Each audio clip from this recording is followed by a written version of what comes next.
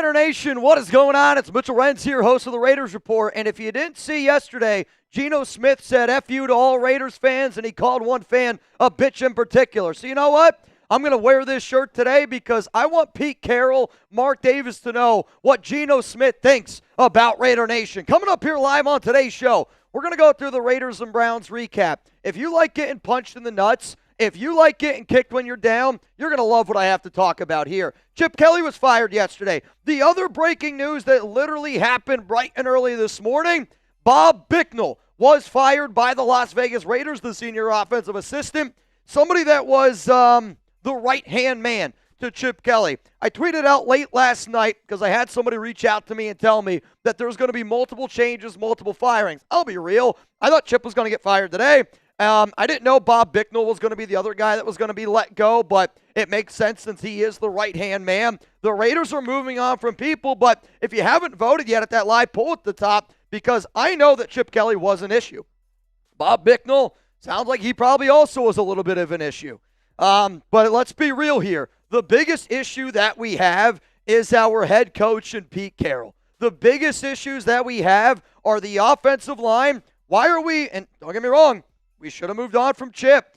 We probably should have moved on from Bicknell if he's right-hand mans with Chip. But how the hell are we firing all these guys and we're not pointing the finger at Geno Smith because he loves pointing the finger? I hope that they suspend his ass. How are we not putting blame on Brennan Carroll? How are we not putting any blame on Nate Carroll? How are we not putting blame on people that deserve to get blamed? I got a simple answer for you. You look at the last name. It's Carroll. When you got nepotism in the NFL at the highest level, your teams are 2-9, and they look the way that the Raiders are looking right now. There's a reason why Raiders players are frustrated. There's a reason why the front office is frustrated. It's because the Pete Carroll Raiders are an absolute joke. And if nobody today during the Pete Carroll presser has the stones to ask Pete Carroll his thoughts on Geno Smith flipping off Raiders fans, because I'll tell you what, if there's one guy I owe an apology to, it's that Seahawks fan back in that preseason game where he held up a sign that said Geno Smith is basically Jamarcus Russell. I wish Geno Smith was Jamarcus Russell,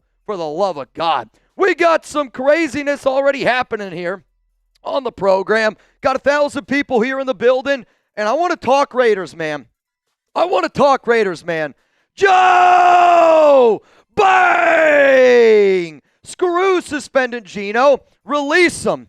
Here's the thing, though, and I know, believe me, I would love for the Raiders to move on from Geno Smith, but if you suspend him, you then can also file conduct detrimental to the team. I want no business with Geno Smith, and if the Raiders want to keep Geno Smith going as this team's quarterback, I mean it when I say it, I'm not rooting for Geno Smith. I will root for the Raiders to do well. It's going to be a hell of a pickle that I'm going to be in. It's why I want Aiden O'Connell to start this team. But when you look up conduct detrimental to the team, anything that an owner believes is detrimental to a team in terms of selling, tickets could be one of those things. And the fact that their quarterback was caught on film saying F you to a fan, multiple fans, after Geno Smith gave that fan a warning. That fan ended up having a card, which was a warning from Geno Smith. And then Geno ran up to that fan, flipped him a bird, and called him a B word. I'm telling you this right now. I'm not a lawyer, and I'm not trying to act like a lawyer. But when you look up conduct detrimental to the team, I do actually think that the Raiders have a leg to stand on in terms of moving on from Geno. But Pete Carroll had a beautiful thing to say when they moved on from Christian Wilkins earlier this offseason, and they were saying, hey, we got commitment to excellence. We got to get people on the right track. If you think having your quarterback say what he's been saying to Raider Nation at the podium on game days is not conduct detrimental to the team, then again, Pete Carroll cares more about Geno Smith than he does the Raiders, and I want to go back to having nobody above the shield, because nobody should be above the shield. Because I know this, Mark, if Al Davis would see that shit, he would have cut his ass right there on that Sunday.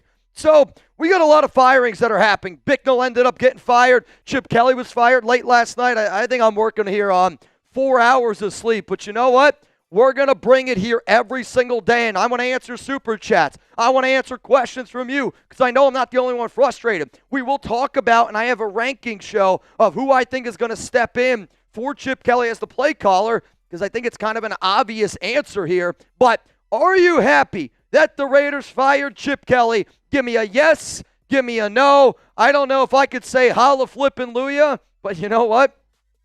There's so many other people that should lose their job. There are so many other fingers that need to be pointed. Luckily, though, Geno loves to point fingers, especially at Raiders fans. I see nothing, and I mean nothing but yeses down below. I see a few hell yeses down below. What up, Jeremy? What up, Richie Rich? Joe, dogs. I see Victor down in the below. I see Matthew Bowes. Shout out to all of y'all. I also want to give a special shout out to today's sponsor, Prize Picks, America's #1 fantasy sports app out there. And this episode is brought to you by Prize Picks. It's holiday season. I can't wait to hang out with my family and friends this week. I am so excited to be able to sit down with the people that I love so I don't have to watch this shit football team for an entire week. But this is the best time of the year for sports. Bowl games, basketball matchups, coaches getting fired, playoff pushes, and much more. It's all happening at once. And while you're here, are out there making decisions every day, what gifts to buy, what to eat, which game to watch, there is one place where it feels good to be right, and that's on Prize Picks. Also, new feature alert here. Prize Picks now has early payouts. If your lineup gets off to a hot start, you may now have the option to cash out those winnings before the game even finishes. If you want to see my lineup that I did yesterday, I don't mean to brag, but I was able to put $4 in my pocket, which, yeah, man, I probably could have cashed out. $4 in my pocket, and that's because Shador interception, Shador rushing yards, Ashton Genty receiving yards, and then the rushing yards. Unfortunately, Geno Smith screwed me again, cost me a whopping big bucks there, about $13. But you know what? I had fun watching because it gave me something to root for, because unfortunately the Raiders don't give me anything to root for outside of the fact of firing Pete Carroll, outside of moving on from Geno Smith, and outside of firing Brennan Carroll. I mean, I'll say this right now. I want y'all to go download the Prize Picks app today. Use code CLNS, get $50 in lineups after you play your first $5 lineup. That's code CLNS, get $50 in lineups after you play your first $5 lineup. Prize Picks, it's good to be right. I told myself I wouldn't say fired Pete Carroll. So I actually apologize for saying that. Pete, you got an opportunity today. And I'm just going to warn y'all. I've been throwing around a lot of F words, and I actually hate that I am this angry and this negative, because that's not the person that I am. It's not the person that I want to be. But I will always wear my emotions on my sleeve, and I will always be somebody that is going to tell you 100% what I feel. And that's why I want people to subscribe to this show. But also at the same time, I'm giving Pete an opportunity today. If nobody asked the question about Pete, or if nobody asked the question of Pete about Geno flipping a bird, and if I don't hear anything in regards to this whole process, I am giving Pete this week. You have an opportunity to bench Geno Smith. You have an opportunity to suspend Geno Smith, and you have an opportunity to put in anybody else at quarterback. If that does not happen, I am going to continuously say, it's time to take the car keys away from Grandpa. Let's go to Adam Martinez. Mitch, it's been a minute. Adam, you're a real one on Chugs' show. You're a real one, obviously, over here as well. And I just want you to know, man, I appreciate you. I'm always here in my opinions. Y'all need draft capital. All right, you know what's crazy, Adam? Imagine last offseason if a team was top 2 in the NFL in salary cap and had 11 draft picks. I would say that that's pretty good. And yet we got 10 draft picks this upcoming season. We're going to be, again, top 2, top 3 in the NFL. Salary cap space, I think somewhere around 115 mil. But it doesn't matter your draft picks. Doesn't matter your salary cap. It doesn't matter when you got people at the top that have no idea what you're dealing with, and that's been the Raiders' problem. You hire people that don't know the team in April and February when you can actually make changes. And then in May and August, they're like, oh, shit, we didn't make all the right changes. Hire somebody that knows what the flip they're doing. Hire somebody that knows what the flip they're doing.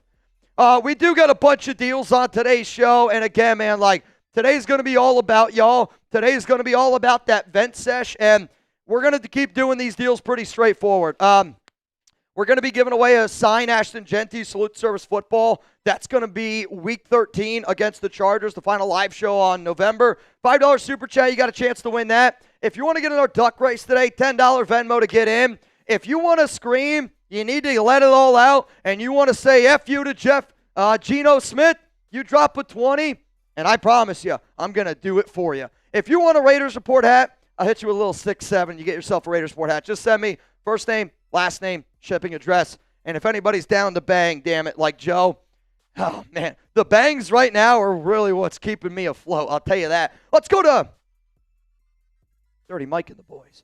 Ah! Fuck you, Geno. Thank you for everything you do, Mitch. I listen to you all the time, but man, this season, I did not see coming at all. I really thought things would be different, but man, are they worse than they have ever been. Oh, wait, hang on. Other random news, and I'll answer this. Chauncey Billups' bail set to $5 million. Do you think he bets on if he's going to get out or not? I don't know. I agree with you, though, Dirty Mike. And I've had to battle my own little demons here in the offseason. I've had to battle. Don't say that about J.O.D. Oh, true. I've had to battle. Because, again, like I'm always going to be a hopeful Raiders fan in the offseason. I think you have to or else you're going to go crazy. But I think really when you look at everything that has happened and everything that is happening, for a coaching staff to, again, have everything laid out for them to go out and get their own quarterback, to have that salary cap space, to have those draft picks, to be able to give a raise to Patrick Graham, to be able to go out and get Chip Kelly, to be able to bring in all their pieces. When you look at the pieces that Pete Carroll is really responsible for, he's failing. And I think a lot of us saw the name Pete Carroll, and we were hoping that Pete Carroll was going to be good. But I would compare it, because I said this the other day to one of my buddies, Pete Carroll is a lemon. And Pete Carroll is a car that was a really nice car a few years ago. But you're like, you know what?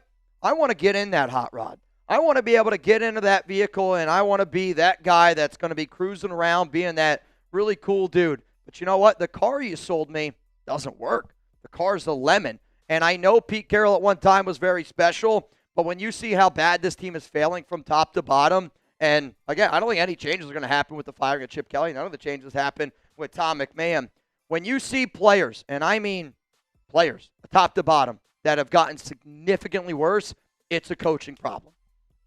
And when you see how bad this offensive line is, it's a coaching problem. Let's go to the Stu. What up, Stu? Mitch, thank you for your commitment to excellence here and you're out. Again, it's my entire team. And, Chugs woke up bright and early this morning, picked me up from my house because it was raining literal cats and dogs. Late last night, Jeremy couldn't get it back here to the studio, but he was working behind the scenes. I mean, he was building all the things that you guys saw up on the show. And then our new guy, Gage, he's been with the company for 3 months. At midnight, sprinted across Dallas. Honestly, I was just scared of the chip. Yeah, the chip, maybe it's TMI, but my rear end doesn't feel great today. That's all I'm going to say. Chugs texted me. He's like, I'll be there in 15 to 25 minutes. I didn't know if it was going to be enough time. Would you? I didn't know. Would you go through a year full of fiery poops for a 9-8 season?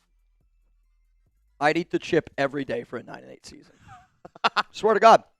I don't know what it would do to my insides, but, I mean, at this point, my mental health, and I've never been somebody, and I hate to admit this, but I've never been somebody that's, worried about my own personal mental health. I always feel like, I'm motivated enough. I think I wake up every day. It's a blessing. I love my wife. I love my dog. I love my chat sports family. I love my, mom, dad, my family. I love all y'all guys. Actually, I love my life, and I feel like I'm very appreciative of what I have.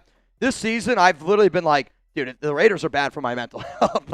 And I don't mean to take that lightly because I know a lot of people struggle with their own things, but I'm serious when I say I'm like, the Raiders right now to me are really, really tough to deal with. So if you told me I get to 9-8, man, yeah, I would absolutely roll with it. How do we end this and finally get some sort of consistency in a winning culture? You got to put people in charge that know what the hell they're doing. And again, you're giving people too much power. You gave Josh McDaniels too much power. He failed. You gave John Gruden too much power. He was a failure. You gave Pete Carroll too much power. He's failing right now. Let your GMs do their job. And I don't know if, go back and look at the last 4 regimes, in all honesty. The past 4 regimes, when you look at it, Mayock and Gruden, if you would have let Mayock call more of the shots as a GM, we would have been much better as an organization. If you would have let Dave Ziegler call more of the shots than Josh McDaniels, you would have been a lot better of an organization. You actually let Tom Telesco call more of the shots than Antonio Pierce, and I get it, that Raiders team did not do well, but JPJ, Brock Bowers, and you look at that draft class compared to any other class that we have drafted, Tom Telesco did by far the best job because I think they allowed him to be a GM. And the signings. Look, I mean, Well, but it's the truth, though. They had way less last season, and they're much better. And then you look at this year. Let John Spytek call the shots. The Raiders aren't allowing him to do it because you gave Pete Carroll too much. You're giving him too much power. Should they let Spytek pick the next head coach? Yes. Like Mark Davis. Spytek did not want Pete Carroll. I want to be very clear on that. Like, should Mark Davis have any input on who the next head coach is? No. That's why you hire people. Why for yes, Inferno? Should Mark Davis have any input on who the next head coach is? And we need people that know the team in February. Like, the guys you hire in February, like if the Raiders want to hire me for February, March, and April, that way I can give them my rundown, because every issue that the Raiders are dealing with right now are issues we were talking about in February, issues we were talking about in March, issues we were talking about in April. And that's why Raiders fans are frustrated, Pete. That's why Raiders fans are frustrated, Geno. That's why Raiders fans are frustrated, because how can we sit up here and tell you the issues that are at hand, and y'all that are in the building can't figure it out? It's a joke, man. John, fire Brennan. The fact that he's chilling, having convos on the sideline when he should be in the trenches with this team. Our offensive line is trash, so who will step in as our OC? Are we going to hire Dable? And I saw you say it yesterday, maybe the biggest indictment against Brendan Carroll, Pete Carroll, this entire coaching staff on the offensive side of the football is you have an injury, right? You already benched Will Putnam. You have an injury. And instead of giving your third-round pick a chance in a game that honestly didn't mean anything. The Raiders were already losing that game. Yep. You're 2-8. Like, the game means nothing. Instead of at least seeing, okay, how does our third-round pick, not a fourth-round pick, not a fifth-round pick, not a sixth-round pick, your third-round pick, how does he look in the game? No, we don't even want to see him in game action. And Caleb Rogers was pissed yesterday. I know that in the beginning of the year I said that there's no chance that the Raiders are going to move on from Pete. Every day when I talk to people, it's like you think about like a loading bar when you were a kid, like a video game loading. It was at 0%. I think we're about 55% right now, and it's just going to keep growing and growing and growing because, again, there is legitimately disconnect in that front office, and it's because the Raiders coaches want to win. The Raiders coaches think that they are good enough to win now, and it's really difficult. And Chip Kelly today said, he was reported saying it to Jay Glazer, that Chip Kelly was like, I really, really love Geno Smith. And it's like there's so many issues wrong with this team, but the offensive line needs to be fixed. And then I saw something here. This was from Ryan Holmes, and he said Pete Carroll told the announcing crew. So announcing crews, when they're talking about all these things, they get information from coaches. That way they can talk about the game. And obviously the Raiders know that because we got Tom Brady who's in the booth.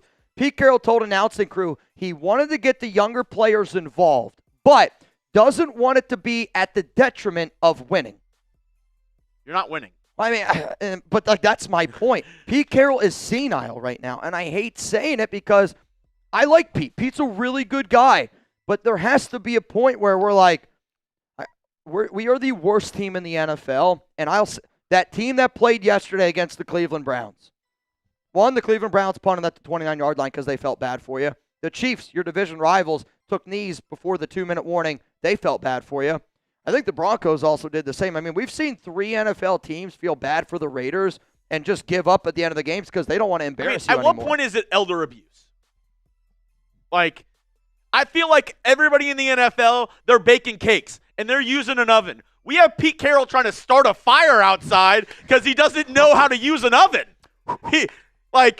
At what point is it just Brendan like Carroll's just over there? Come on, Dad. I mean, and I already see the comments. We'll continue to say we are not political. We don't try to do anything political, anything else. But I mean, do they got the auto pen working for Pete Carroll? What is going on? I mean, I said it yesterday, and I think anybody that watches this show knows I hate politics. I think politics bring out the worst in people. I'm also not educated in politics. That's why I don't talk about it on this show. And if you want my political stance, you're not in the right place. You should never take political advice from me. But at the same time, I sit here and I go, I saw how, Biden got older. let's be real, where he started compared to where he finished, very different. I'm sitting here having these same conversations in my mind about Pete Carroll, and I'm like, he's delusional. And it shows every single game. Like, if it was just one thing, one game here and there, they fail everywhere from top to bottom. And, I mean, the most frustrating part about this season is you can't evaluate anything. Like, there is nothing to learn.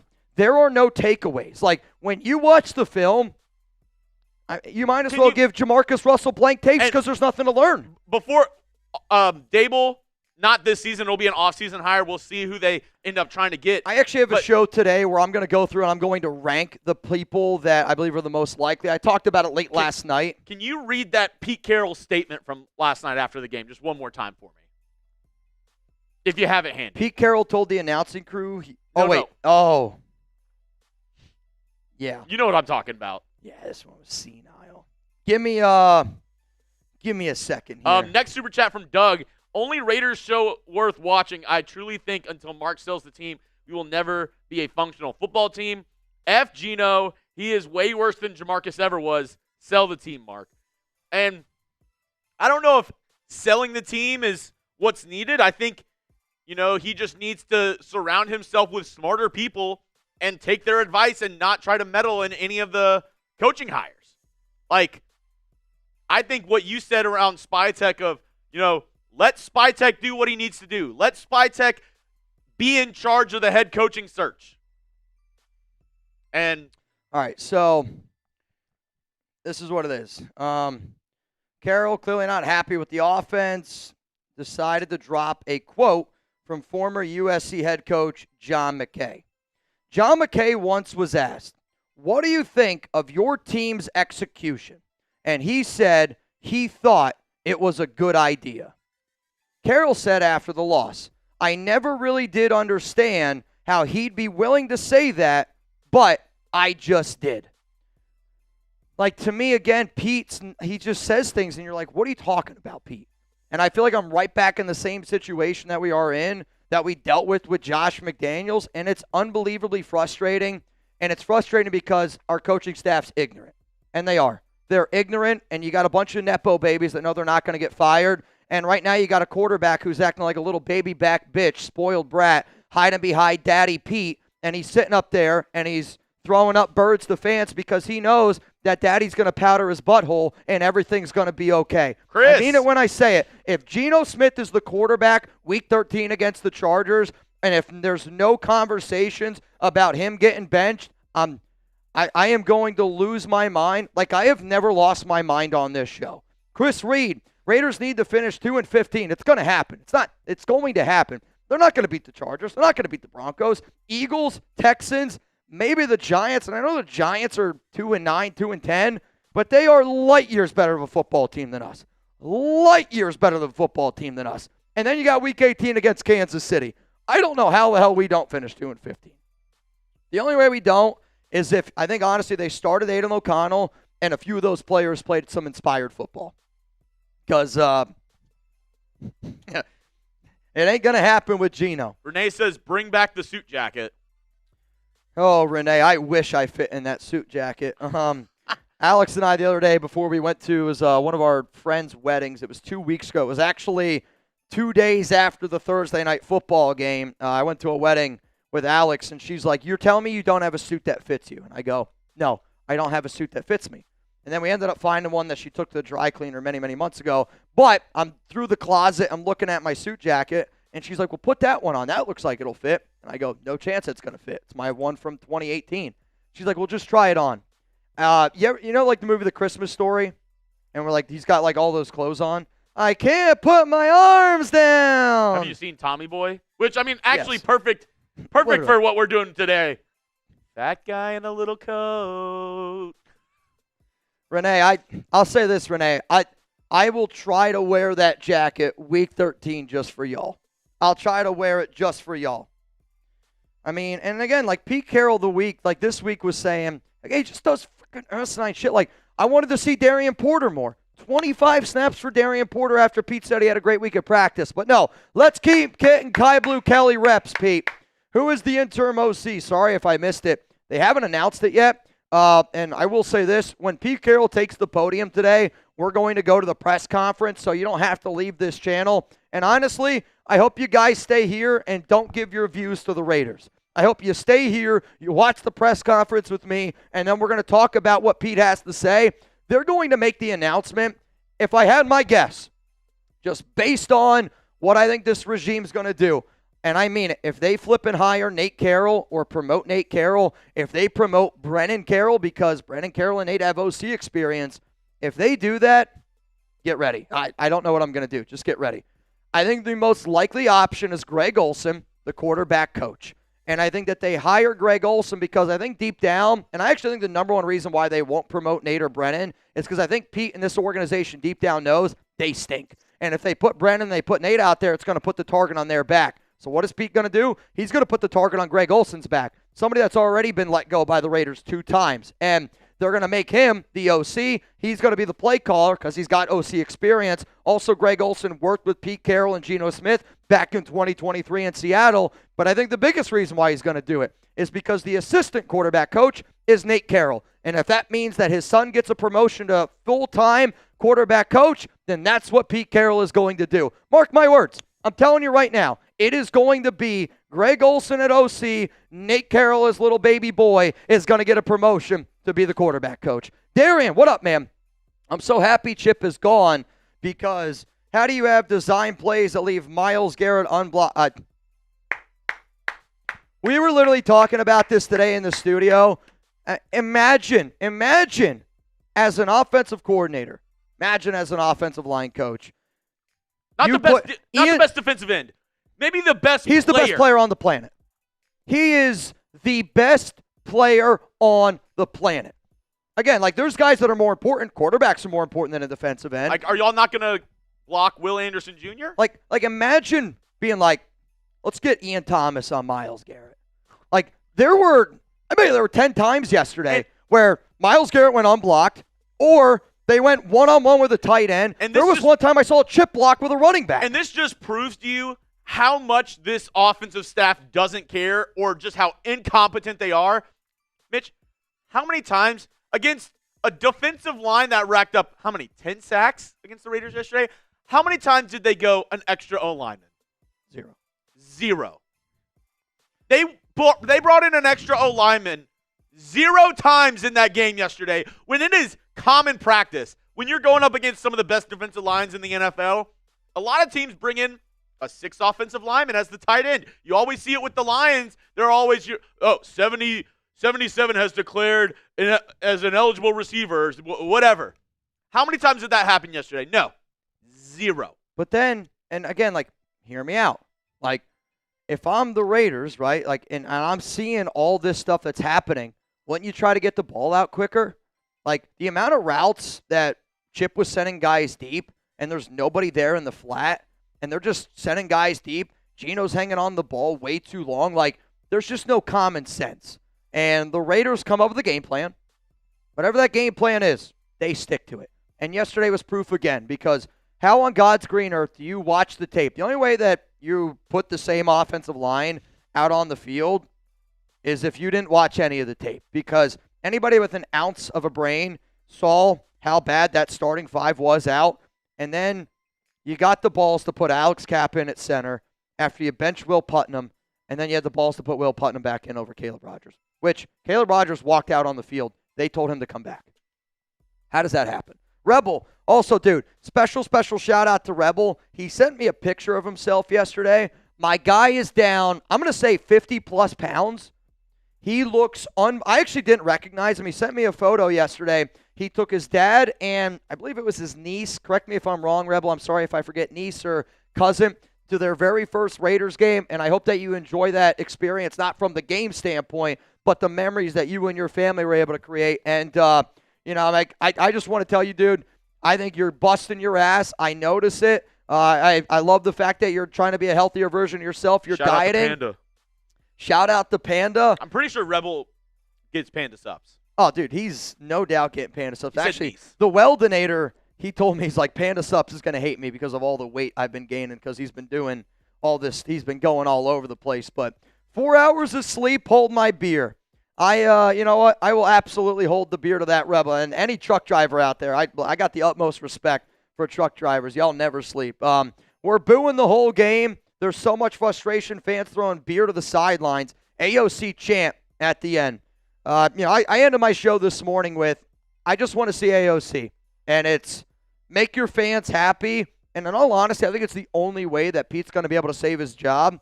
And maybe, you shouldn't start AOC. Maybe they should just keep rolling with Geno Smith, because if you want a 2-15 record, this is the guy to do it. Garth, how do you see potential 2026 free agents currently looking at the Raiders and thoughts of playing for the team? Do you think there will be some hesitation for a dysfunctional franchise over the last few years? Dysfunctional is kind in terms of other words that you could probably use for this franchise, but money's going to talk, and it's why I don't want the Raiders to tank.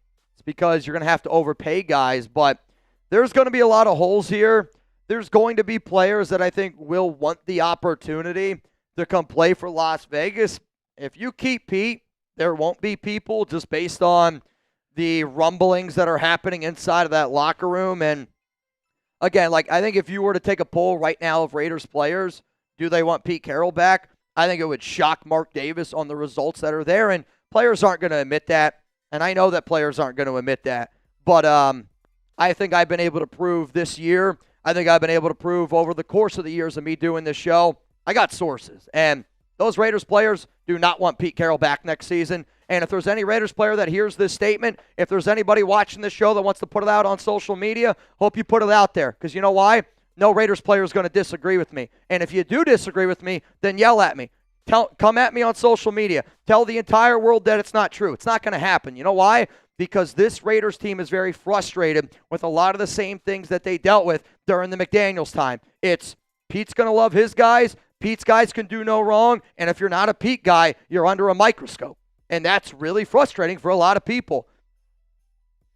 Ah! Fuck you, Geno. Dogs! Fire Pete.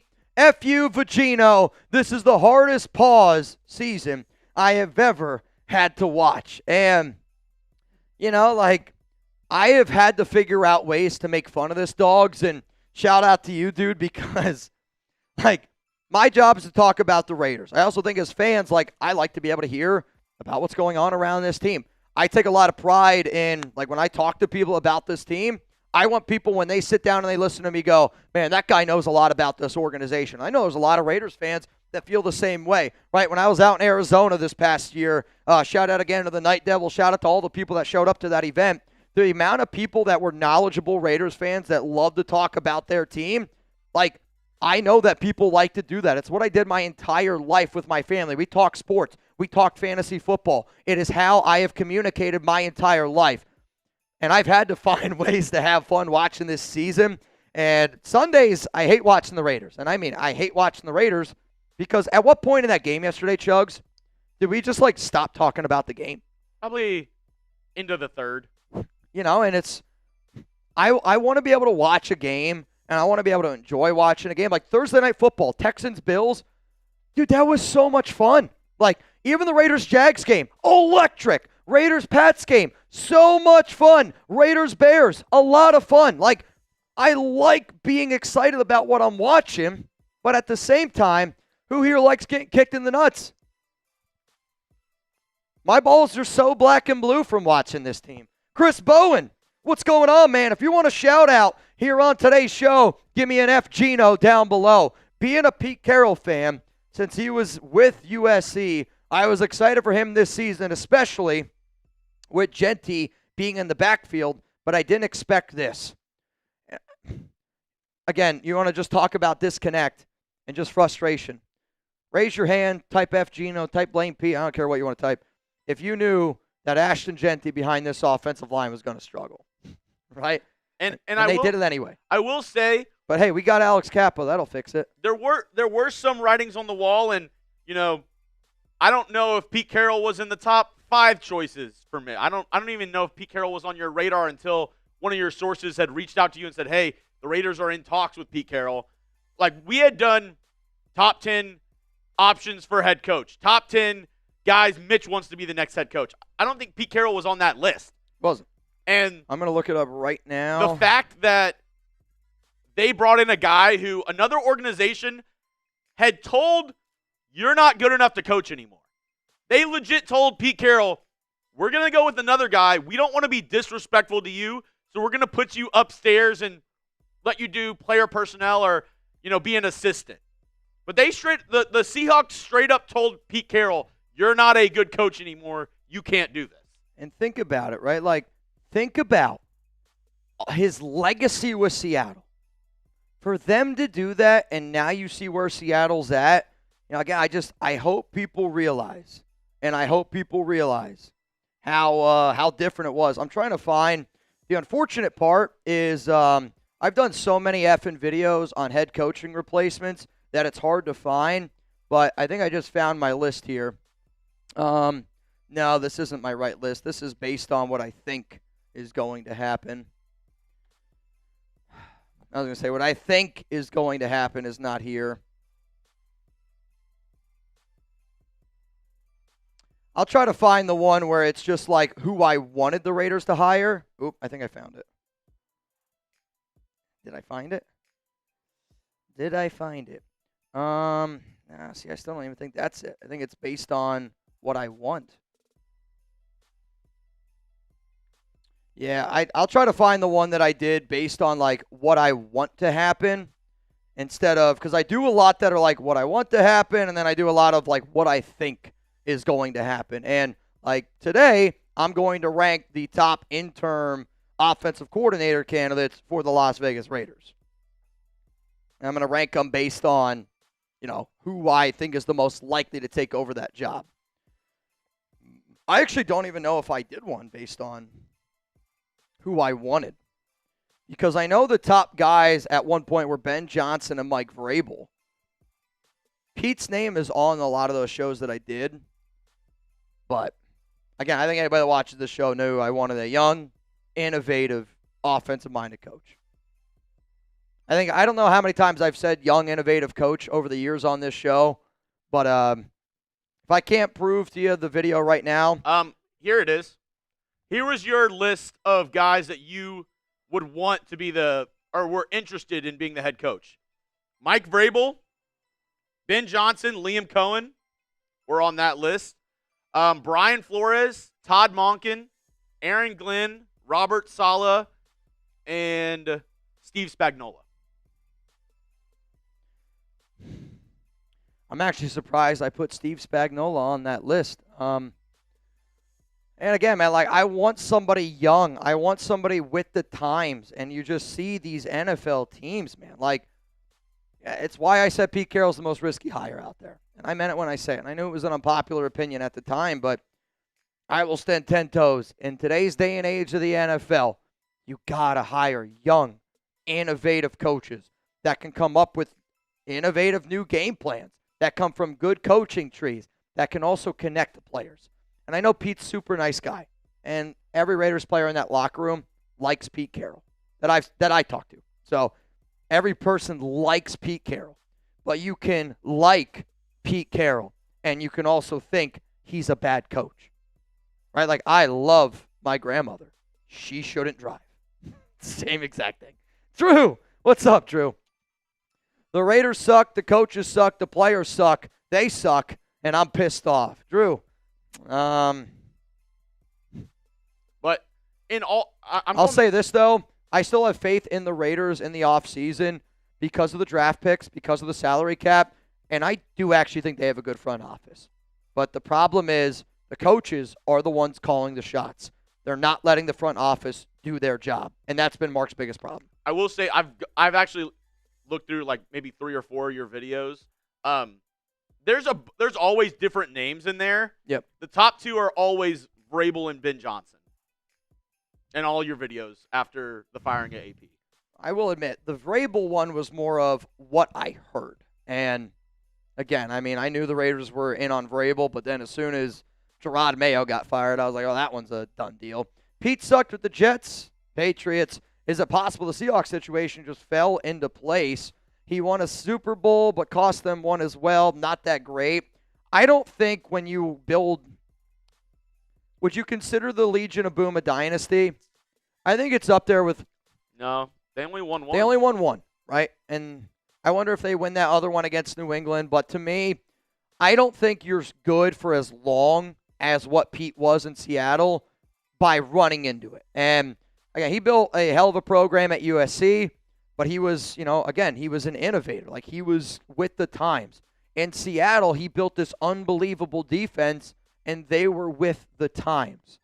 I think what happens with a lot of these coaches is Josh McDaniels, when he came to the Raiders, tried to do the exact same thing that he did with Denver, tried to do the exact same thing that he did before, and it failed miserably because Josh McDaniels knows this. And if you can't get players to fit into this, it doesn't work. Chip Kelly knows this. And if you can't get players to fit into this, it doesn't work. If Pete Carroll knows this, and if he can't get players to fit into this, it doesn't work. When you see good coaches, again, like a Kyle Shanahan, and it kills me because he's the 49ers, think about all the injuries they've had, right? Like, look at Seattle, brand new regime. Mike Vrabel, brand new regime down there in New England. Ben Johnson, got brand new pieces everywhere. Good coaches design plays around their players. Good coaches build their system around what they have. They don't make a guy like JPJ stop playing center because they got an ego trip and they want him out of there. It's just this organization does stupid shit like that all the time. It's because guys are on power trips. During introductions yesterday, as Ashton Genty was being introduced, Geno ran out immediately behind him to avoid the boo birds when his name got introduced. Geno is mentally cooked. Matt, again, I said this. I put it out on my Instagram on Saturday. I don't know if anybody remembers this. Type me down below. But I said I had multiple members of people that told me they were part of the Geno Smith family. And I know I was not the only content creator. In fact, if you guys watch other content creators, ask them if they also got DM, because I had conversations with, I'll just say, 2 other content creators that also got similar messages. Also got blocked by Geno Smith. And they made it very clear to me that Geno doesn't want to be a part of this organization anymore. Now, again, they might just be saying that because they're frustrated. And you know what? I don't blame them for having Geno's back. If a guy like me was ragdolling one of my cousins, and I can remember when my cousin, his name was Andrew. He played quarterback for Lafayette. It's the same team that Deuce Gruden was on. It's when I had the opportunity to meet John and the whole Monday Night Football bus. And, dude, when people would come after him, even when he played bad, yeah, man, damn right, man. I'd be sitting in those stands. Me and my family, we'd be going after people. It's what you do. You have your family's back. But for family members to tell me that Geno Smith doesn't want to be a part of this organization, and then you just saw how everything has transpired over the last week, Geno's checked out. He wants no part of this team anymore. And he wants to go out there and do his job. But I don't know how you bring him back, and I don't think Geno's going to want to come back next season. I don't think Geno's going to want to come back. Jonathan, did my Venmo go through? First time entering. Jonathan, I will look, my good sir. You always remember your first. You always remember your first, Jonathan. And again, today, I hope somebody's got a chance to win some money. And I think Raider Nation deserves to have some fun. I think Raider Nation deserves to let their hair down. Actually, it's 10. It's a 10. Yep. My bad. You're good. You're good. I was going to say, it's a 10. So right now, I'll get everybody here in the duck race. Sean Johnson, you in.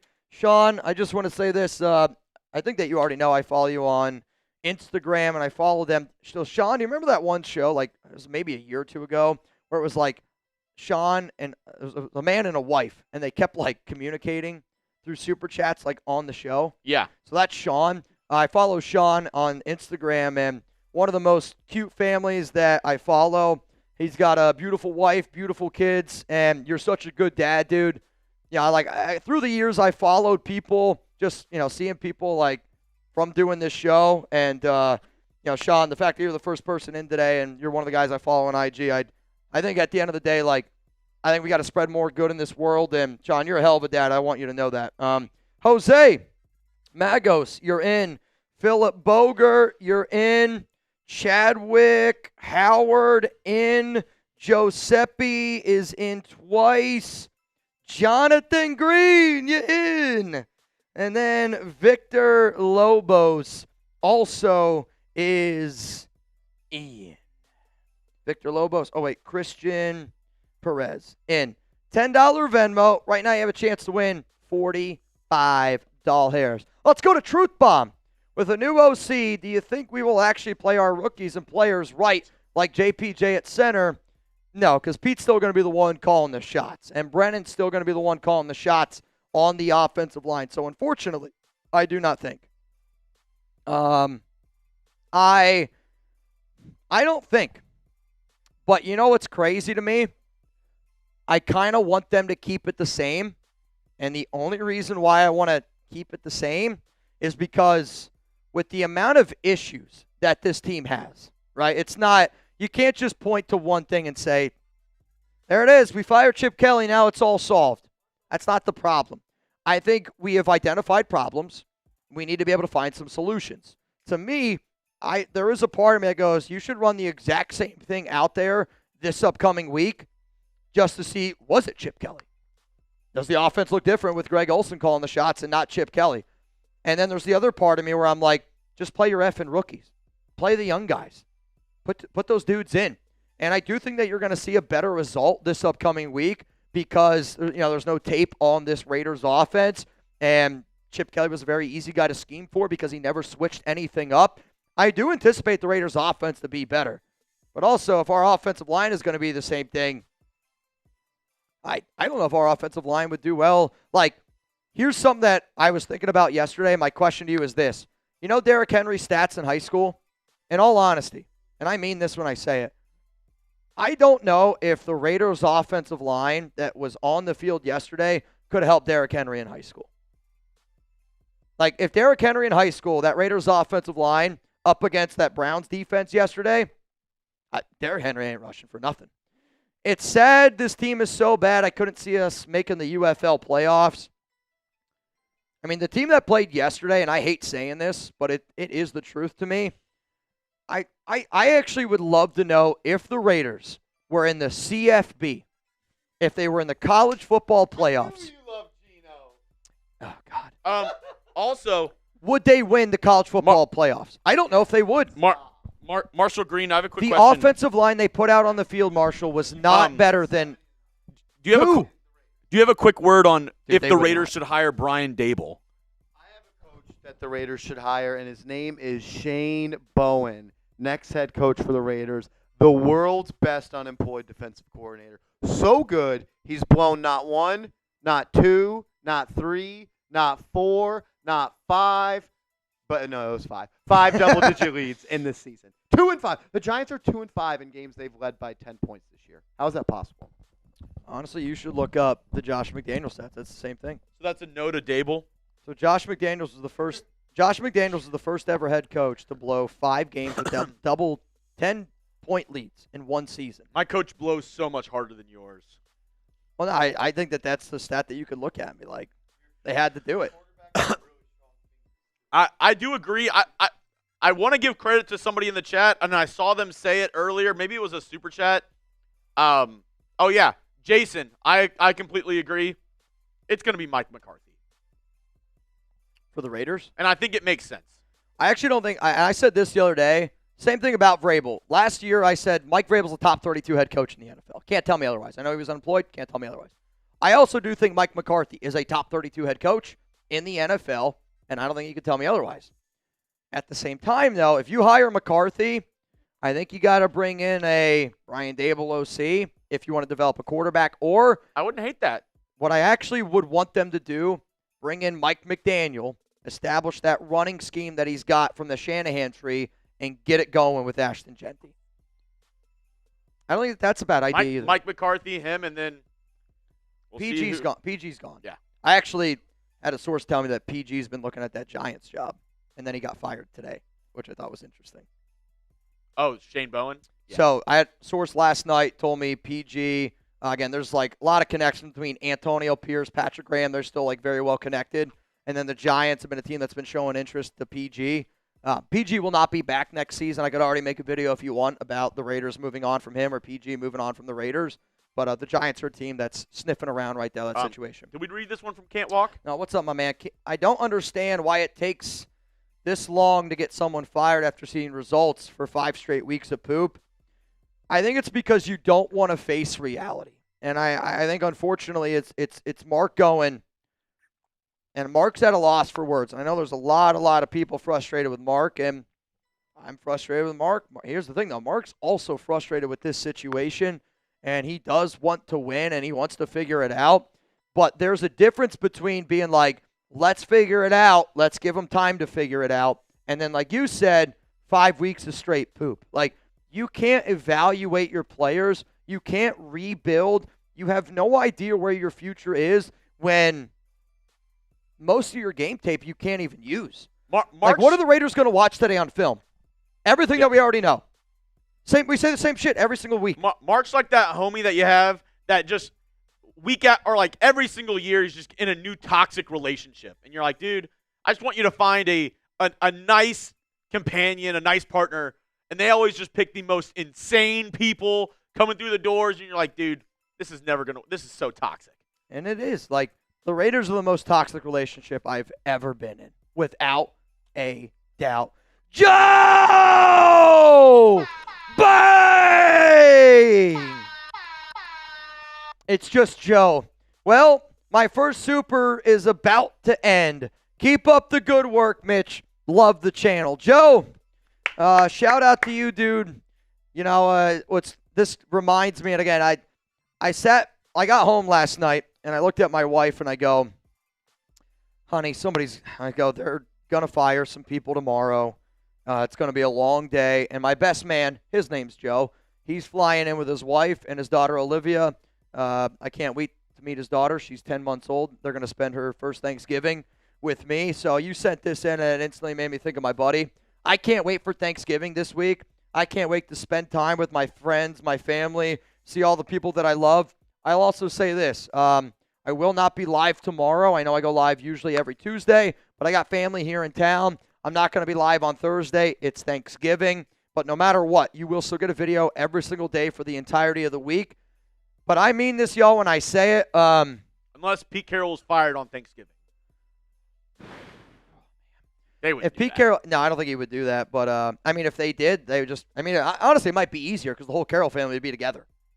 Just one phone call. You guys could stay there. If they did it, I would bring all my food in here, and we would just have a Thanksgiving dinner here at the studio. Though I don't know who I would. I wouldn't make you produce it. I wouldn't make anybody produce it. I think you just put the laptop in the middle of the table. Just put the laptop. Middle of the table. Let's freaking run it. And it's just you eating turkey legs. Every bang, I eat a turkey leg until I shit my pants. Though, seriously, Joe, and to all y'all, man, that bring the energy here, you guys are my energy. And if you could think of me as a cell phone, Rebels got me beat. He only got 4 hours. I was probably working on 5. Now, I woke up this morning, when you texted me, is right when I got out of bed. And I was like, man, my battery is low. When y'all show up and you bring the energy, it's just, you add life to me. And I am a normal human being. I put my pants on the exact same way. Had a brutal morning after eating that chip. Again, dude, it was it's not good. But we do things that we do here because I rock with all of y'all, and I know you guys rock with us, and it's why we've been the #1 most watched Raiders show in the world, and I don't take that lightly. And I hope that you guys see that even when we grow, we continue to grow.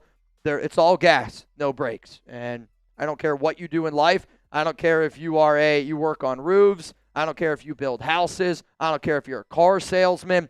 I don't care if you're a kid in school right now, if you're, training to be a college baseball player. You show up every single day and you give 110%. And the moment you don't do it, you find something else to do. Raider Rick, not going to lie, I was jealous watching the Rams and how they were, coached they are. So the guy that I want from the Rams is Shula. Honestly, I'd even entertain the idea of LaFleur. And I think an interesting guy, if they were to hire Mike McCarthy, I think an interesting guy to consider is LaFleur from the Rams, because he might have some say in that offense, but for the most part, Sean McVay is going to be the play caller. And a lot of times, if I can get the guy who's the OC to Sean McVay, and if that OC then has the opportunity to call plays somewhere else, they might take that job.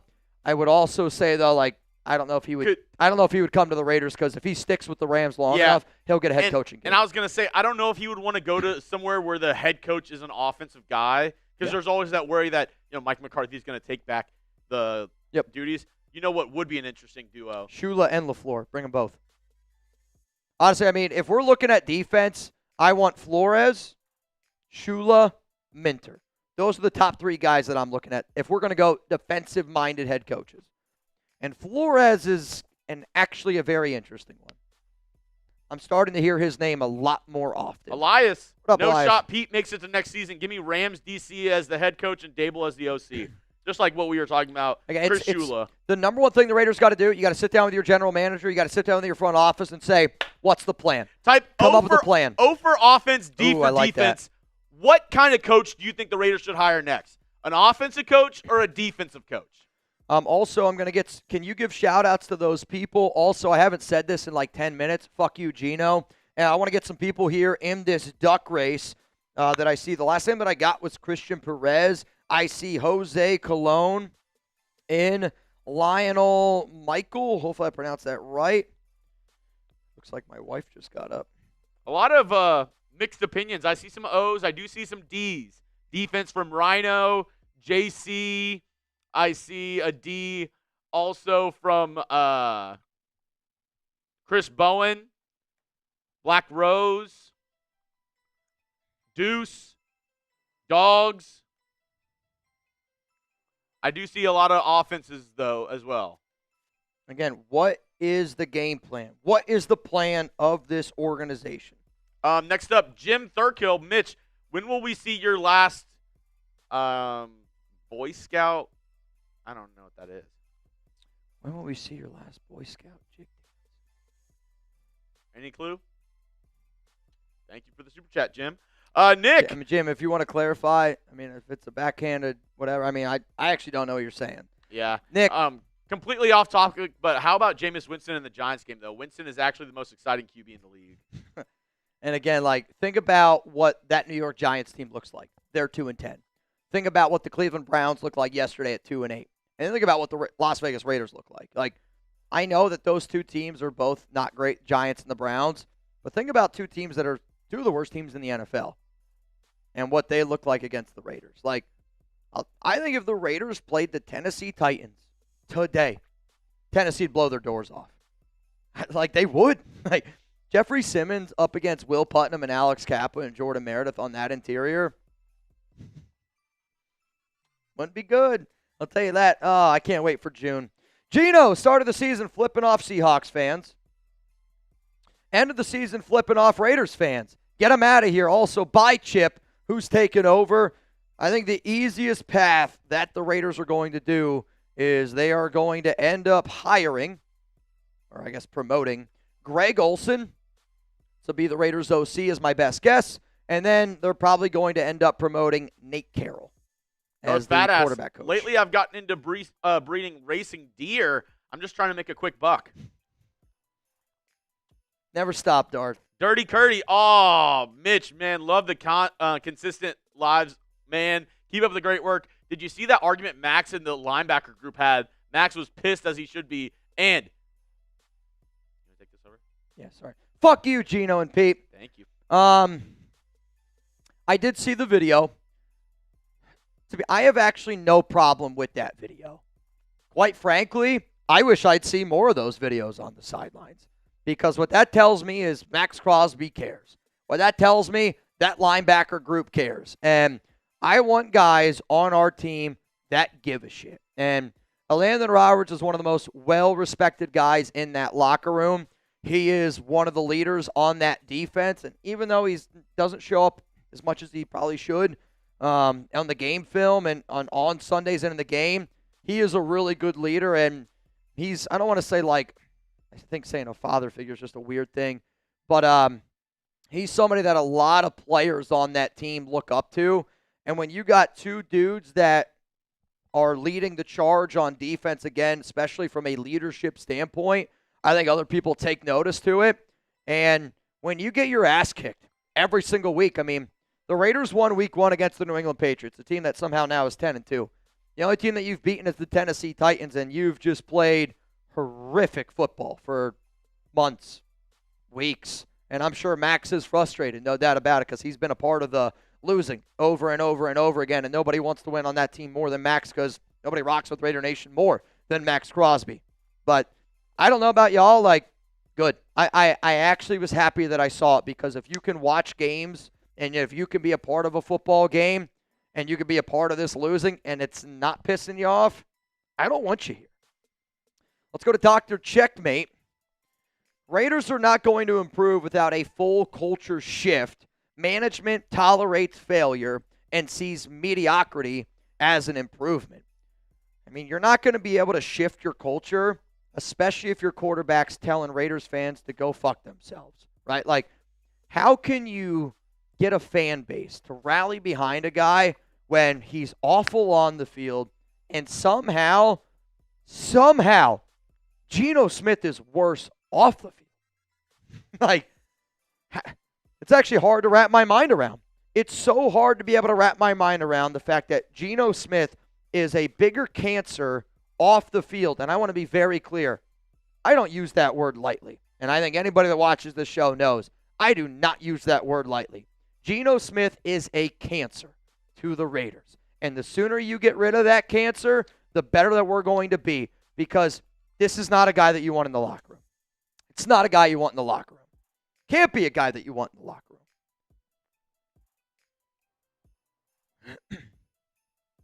Ah! Fuck you, Geno.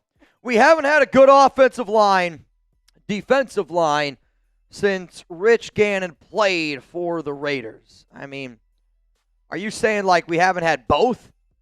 Because, I mean, that's not true.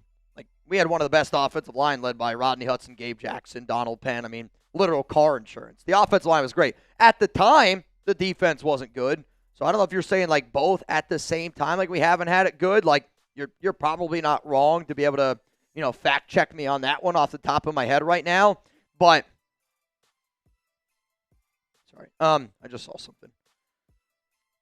So T. Higgins, Trey Hendrickson going to play Thursday night against the Ravens on Thanksgiving.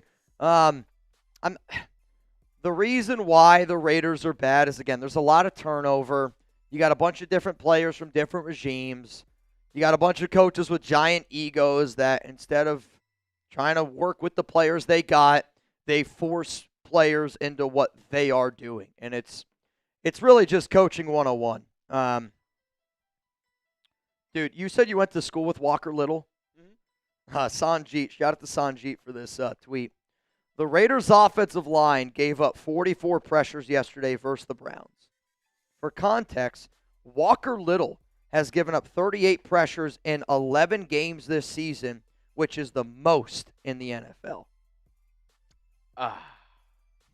Shout out to Sanjeet on that one. Byron's best bets. Next coach has to be aware of the skeptic report. Thanks for the $2, Byron. Appreciate it. Zeem had 7 chances to draft the guy of the future. Who? Oh, Shador. All right, Blake. Can't watch the Raiders, can't watch LSU without being upset. Just thankful for my wife and twin girls. God is good. Go Raiders. Go Tigers. I mean, as long as God is good, and I think as long as the family's healthy, as long as we're happy here. And you know what? I do hope the Browns go ahead and just full steam ahead with Shador, because honestly, for our company, that would be the best thing. I would love for the Raiders to have Shador Sanders. I'd finally be able to buy a home, I'll tell you that. So the person down in the chat, if you think Raiders fans are the problem, I'm just going to warn you right now. Just go somewhere else. I'm not in the mood today. I'm here to rock with the nation. And if you're not here to rock with us, I'm just going to ask you respectfully to go somewhere else. And again, you're allowed to be frustrated. We're all frustrated. But if you think the Raiders fans are the biggest issue with this organization, I'm just going to say respectfully go somewhere else. Because that's the only way that I can say it. The league has passed us by in leadership and mindset. We don't even update the jerseys. The organization is a dinosaur unwilling to change. I don't know about the jersey because, I mean, like, I guess, but, like, a lot of the, brands, like the Cowboys, they might have, like, a retro jersey that they use, but, the Raiders, Cowboys, Steelers, those teams, they might have a retro, but it's like their jersey should go pretty much untouched, I feel like. Those three. Raiders, Cowboys, Steelers. Niners is another one where it's like maybe like updates here and there, but like the overall look. And I do think the Raiders should have a all black or like an alternate. Dude, the Texans all red the other day. That was sexy. Hey, we're babies though. We're the babies of the NFL. I know, but dude, you're telling me right now an all black, an all silver Raiders jersey in all white. And I'm not saying every game, right? But Jason, we talked about this one earlier, They'd be but sick, appreciate dude. the super chat, Jason, for McCarthy. But I don't even know how I missed this one from a couple minutes ago, Mitch. Mark just said, Mark, stick to the WNBA from Michael. Oh, shit, I don't know how we missed it either. Patrick!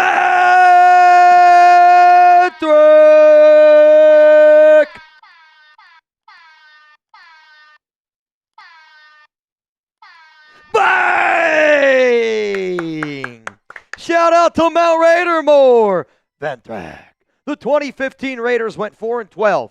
Fired their coach, turned to an aging retread head coach in Art Shell. In 2016, they went 2-14. Averaged 10.5 points per game on offense, and then used the number 1 pick on Jamarcus Russell.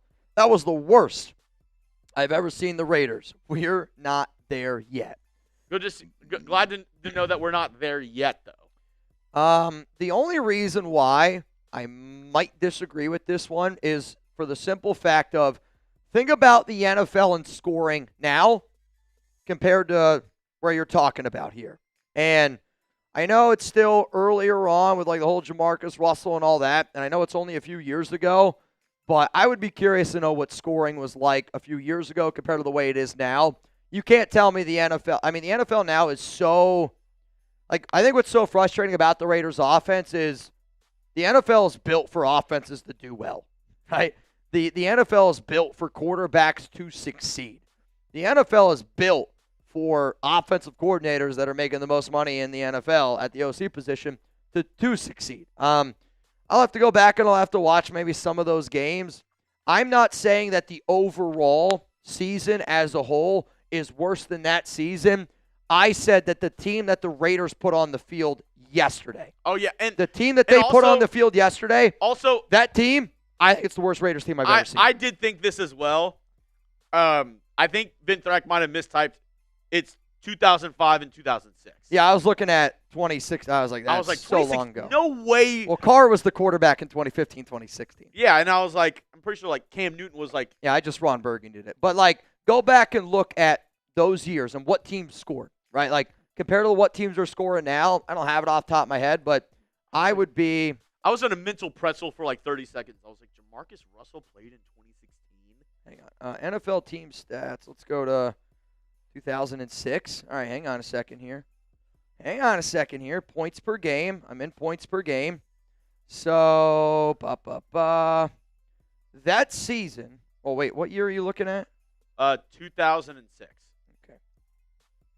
2006, yes, the Las Vegas Raiders averaged 10.5 points per game. NFL team. Hang on. Let me cook. All right, so this season, the Raiders right now are actually tied with the New Orleans Saints for last in the NFL points per game, 15.0. That year in 2006, there were 3 teams that averaged less than 15 points per game. There was only one team in the NFL that averaged over 27 points per game. That was the Chargers.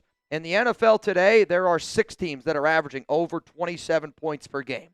I don't like when we just look at stats, because I think it's like when people are like, Derek Carr is the greatest quarterback that the Raiders have ever had.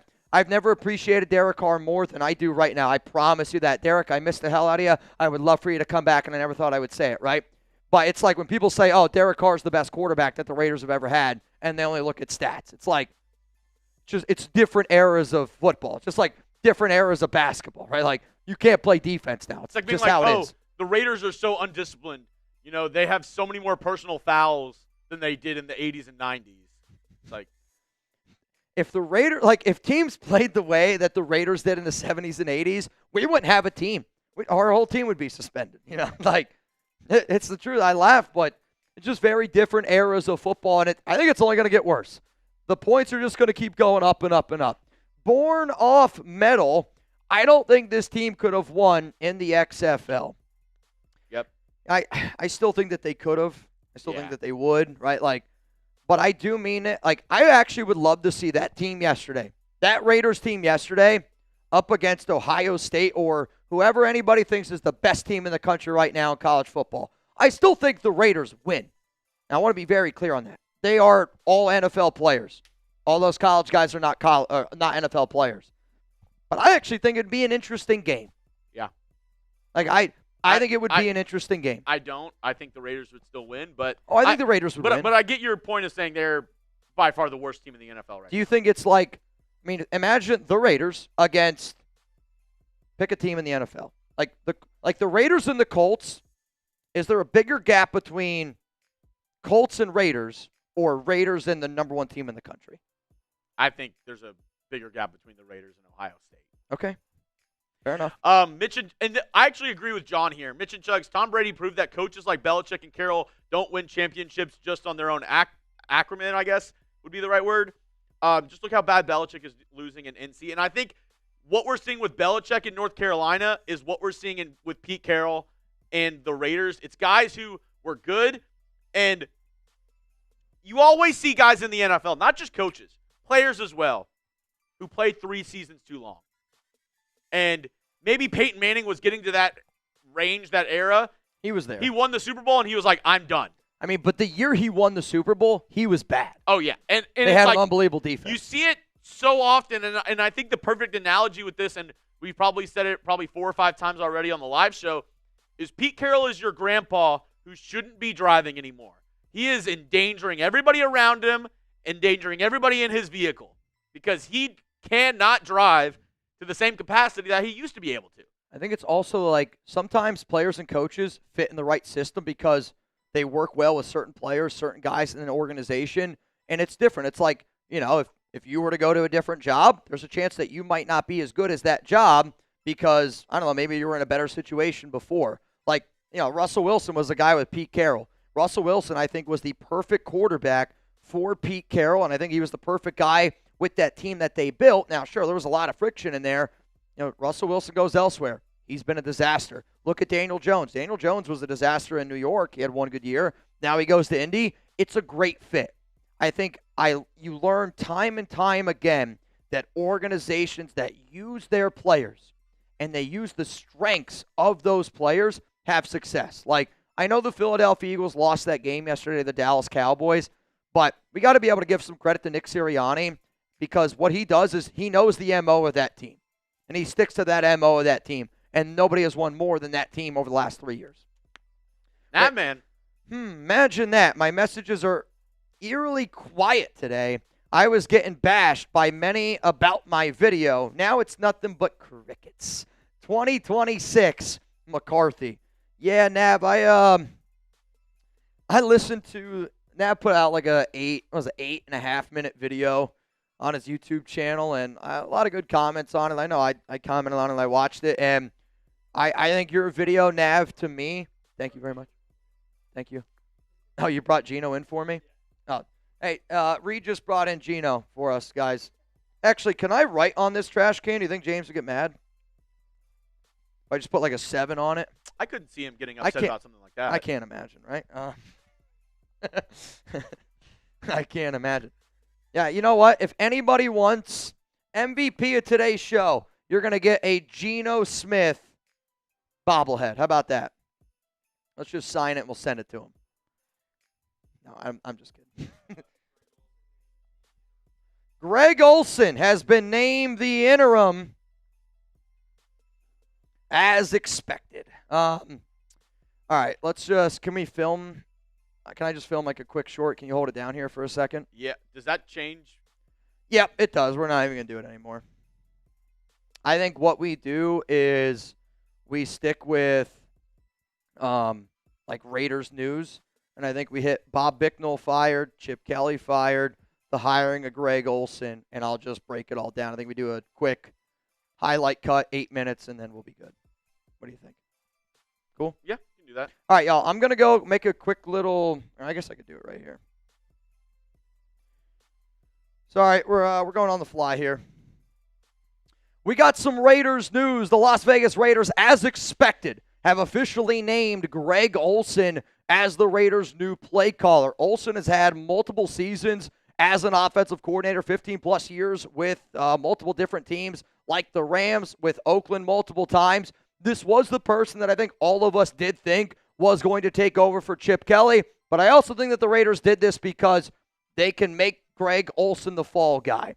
Now, there is the other side of it where Olsen does have experience with Pete Carroll and with Geno Smith in 2023 with the Seattle Seahawks. I also think, though, that Pete Carroll did this because he wants to promote his kid. Nate Carroll was the assistant quarterback coach, and with Greg Olsen being the QB coach, now as the play caller, I think he now gets to promote his little baby boy, Nate Carroll, as the new quarterback coach. Reminder, for news and updates around the Las Vegas Raiders, make sure you subscribe. And oh yeah, Geno, F you. Oh boy, oh boy. All right, I'm just going to put this in.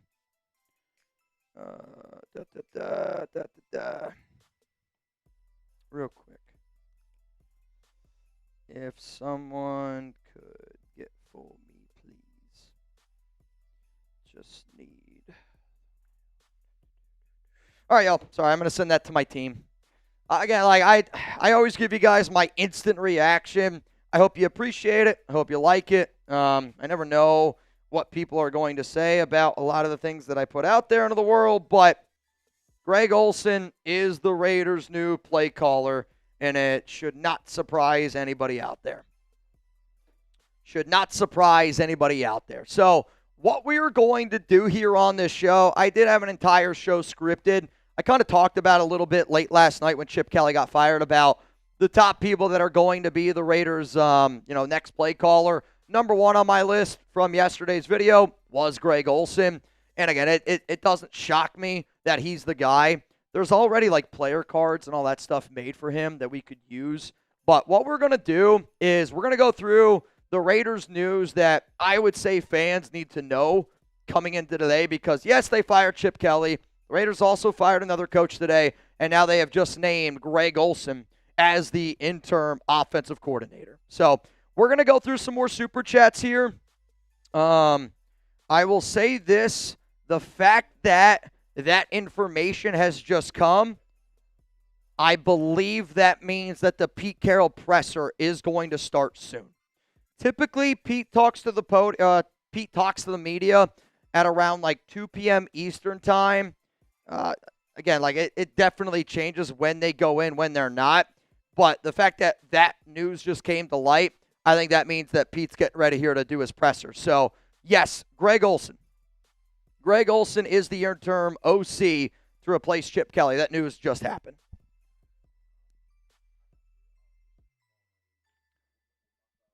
Yep, I will.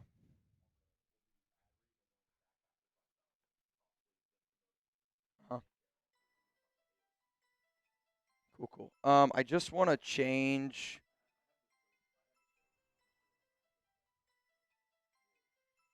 Almost. Okay.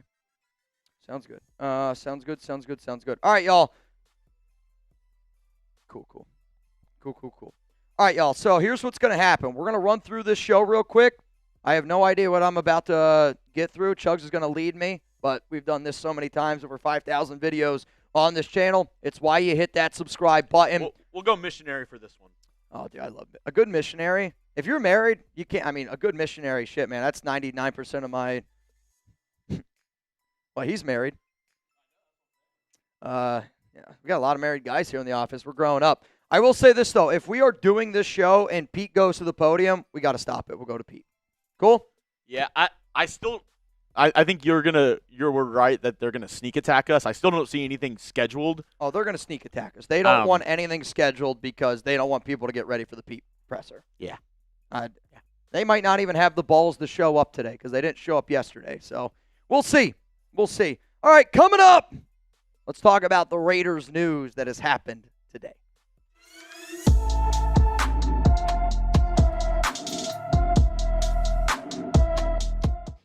Raider Nation, what's going on? We got a lot of Raiders news to talk about today. My name is Mitchell Renz, host of the Raiders Report, and the reason why you subscribe to this show is because we bring commitment to excellence, unlike this clown right here. Coming up on the program, I'm going to tell you the brand new Raiders OC that they just named the interim after they fired Chip Kelly. But here's the thing.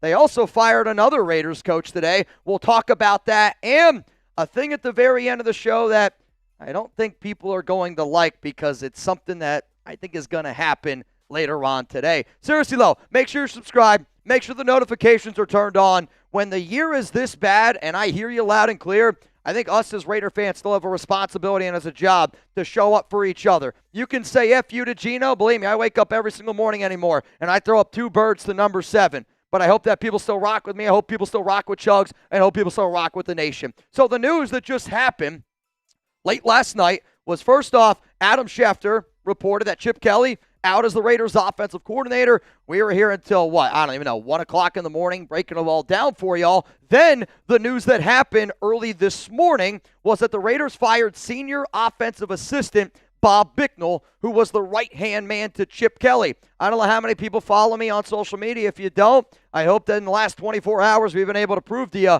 that at Mitchell Rents 365, because I said if the Raiders lose to the Cleveland Browns, Chip Kelly was going to get fired. I reported late last night. I did it in all caps, which I should not have done because, again, people think I was just screaming after the Raiders game. I was told that multiple coaches were going to be fired, and it was going to be a very entertaining day. I did not know which coaches would get fired. I was just told that change was going to happen, but I expected it was going to be Chip Kelly, and I can see now why they decided to move on from Bob Bicknell. But then the question was, all right, who's going to be the guy calling the plays? Who is it going to be? Well, the Raiders just named their brand new interim offensive coordinator, and it's the person that I think most people thought it was the person we had ranked number 1 as the interim offensive coordinator candidate to replace Chip Kelly, and his name is Greg Olsen. 15 years of offensive coordinator experience.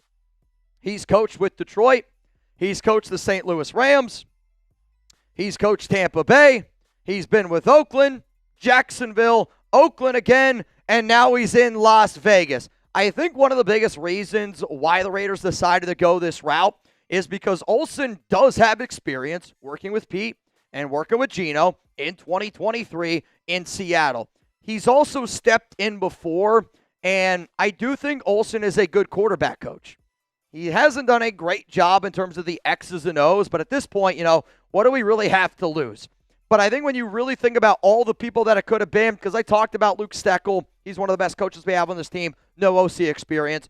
They could have looked at Brennan Carroll and Nate Carroll because of the Nepo babies. Brennan's got a little bit of work there, and I'm so happy they didn't go that route.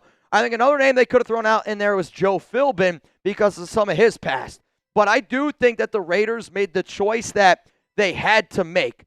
But I do also think that Greg Olsen is going to be another fall guy. And I also think that Greg Olsen getting a promotion is good for Greg, and it's also good for somebody that's probably not going to make a lot of Raiders fans very happy. So, what I want to know from all of y'all, what's your one-word reaction to the Raiders promoting Greg? You get Greg. Greg Olsen with an O. So it's Greg with a G, O as an Olsen, 2 OC. Give me that one-word reaction down below. Your reaction to the Raiders naming Greg Olsen as the interim offensive coordinator.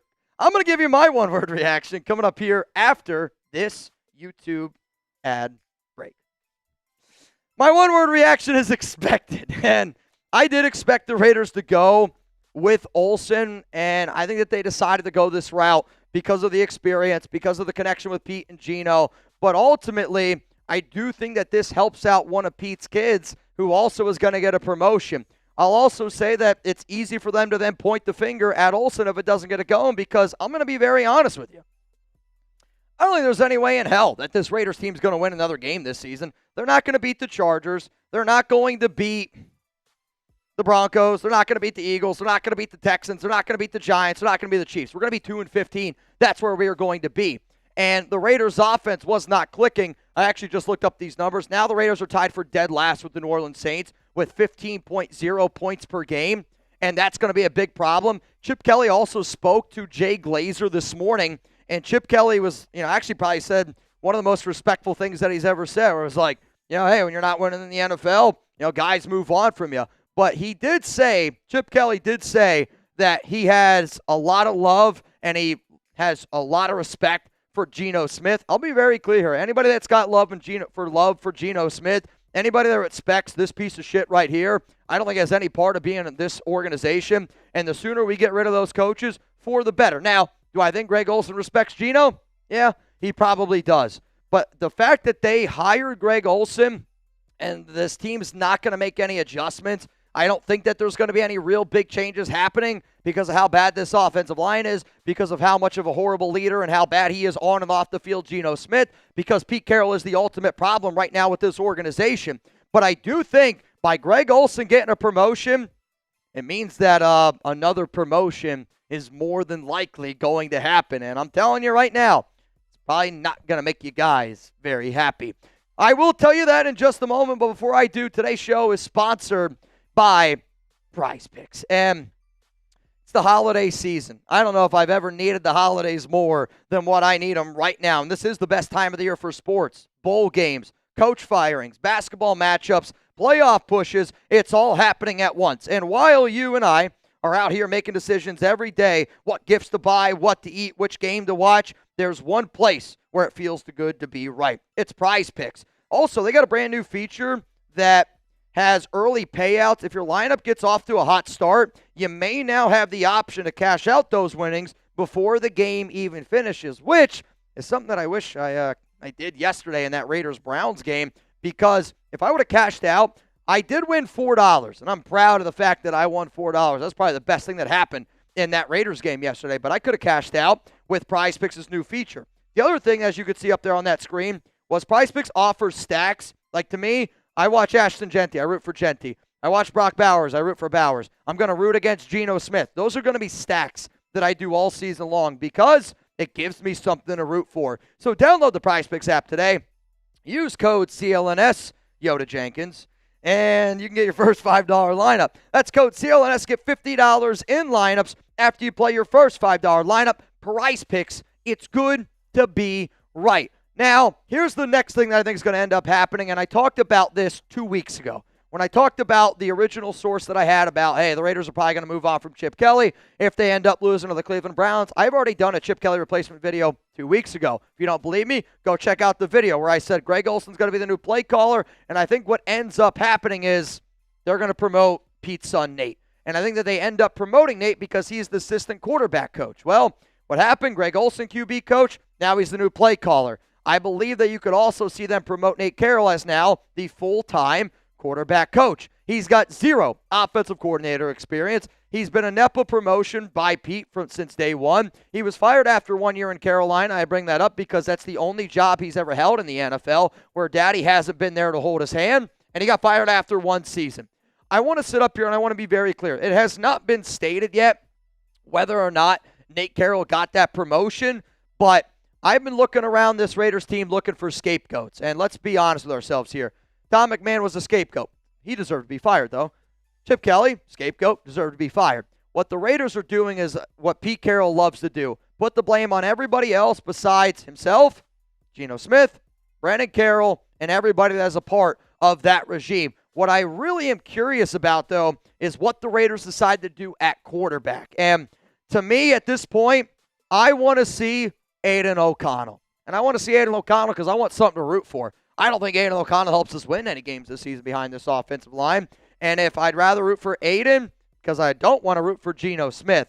But also at the exact same time that I say that, there is a part of me that wonders if this organization keeps everything the same, right? If you just put out the exact same offensive line, you put out Geno Smith again, because there's so many things that are wrong with this team. You can't just go, Chip Kelly's gone, everything's fixed. Tom McMahon's gone, everything's fixed. We have so many problems from top to bottom on this roster that there is a part of me that wonders, if we keep Geno Smith in the game, does that allow us to then figure out more of the problems, right? Because if the offense clicks, what if we could say then, all right, man, maybe it was a Chip Kelly issue. And there is a part of me that brand new offensive coordinator comes in, do we just keep everything the same to see if Chip Kelly was the issue? I know that Chip Kelly wasn't the only issue. You know that Chip Kelly wasn't the only issue. And I think everybody under the sun would love to see Aiden O'Connell. If you would love to see Aiden O'Connell start for this team, give me an AOC down below. But no matter what, when Raiders news happens, I'm going to do my best to keep you guys up to date. If you're not watching our live show, we've been live already for about 90 minutes this morning. Once Pete Carroll takes the podium today and does his presser, we will break all of that down because I can't wait to see what Pete has to say. And I mean it right now. If nobody on the Raiders in that beat reporter room has the stones to ask Pete Carroll what are his thoughts on Geno Smith telling a Raider fan to go F himself. I'm throwing up birds. Wow! The Browns have named Shedeur Sanders their starting quarterback. I know it has nothing to do with the Raiders, but you know what? Good for Shedeur Sanders for earning that win over the Raiders. Maybe it'll open up Mark's eyes to get rid of this bum right here. But the news that people need to know about, Chip Kelly, fired. Bob Bicknell, fired. Greg Olsen, the brand new interim offensive coordinator, which also probably means Nate Carroll gets promoted to quarterback coach. What up, Raider Rick? Chugs, your success in BW3 commercials, any movies? Yeah, it's a horror film. It's called The 2025 Raiders. Yikes. It's a thriller. Thriller! I don't want to waste the ending, but everybody shits themselves on the field. Thriller! Can't bag Dante it. Thornton had 30. Listen to these snap counts for a second. I don't mean to cut you off right there, and I apologize. Brock Bowers, okay, I'm not too worried about that one. Trey Tucker, Genty, 81%. Lockett, 76%. Tyler Lockett, 76% of the snaps, okay? Dante Thornton, 38%. Jack Besh, 11%. Why are we still not playing Jack Besh? And then on the defensive side of the football, Devin White, 100% of the snaps again. Laughable. Absolutely laughable. Kai Blue Kelly, more snaps than Darian Porter. I don't know how that's possible. I don't know how it's possible. I'm going to throw up, man. Will said, Sanders a starter. You know Chugs is upset. I'll say this right now.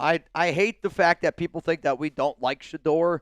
It's just when you get asked questions over and over and over and over again. I actually really don't like him. It's an eye roll. I mean, I can understand why people love him, and I can understand why people don't like him. I do. Like, I get why. But at the same time, I like his confidence. I appreciate it. But I also am like, y'all can clip me right now. I don't think he's very good. You can clip me right now. If Shedeur is top 15 in QBR and touchdowns next season for the Browns, if he's the starter and he's top 15, I will run a 10K with a Shedeur jersey on. I will. Because it's not going to happen. Shirt cocking it. I'll wear a Shedeur jersey and the shortest shorts that I can find. I'm going to go to the 1970s NBA and go borrow some of those shorts. Bob Cousy. Let me see them. I'll wear that and a Shedeur jersey on a 10K if that happens. I kind of hope it happens. I'm not going to lie. Let's go, Shedeur! Ken, shout out to you, man. We owe that Seahawks fan that put up that sign. We owe him an apology, I would say. I would say we owe him an apology. Also, I need to put this short out here real quick from the Greg Olsen one. Should I see if anybody can highlight cut that? The show that we just did? Yes, please. I would ask Reed because he said he's posting on YouTube right now or just, literally anyone.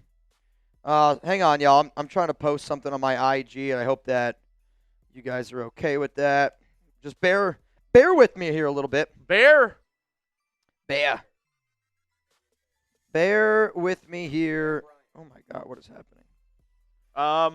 Carr as advisor coach, he was the fire we need. Oh, my God. Wait, we could just trade for Derek Carr. Raiders name Greg. Destroy said super eye fart. We had people yesterday saying I fart, and I don't know what it means at all. Like an eye fart. I'm telling you, right, I have no idea. Somebody yesterday super chatted on the show something about an eye fart. And that's all I remember. Let me share that. Oh, boy. The Raiders are a joke from Mike. Do we need a new You're not wrong. title and thumbnail for that? Yeah. I never built a thumbnail. So I would say plus Raiders.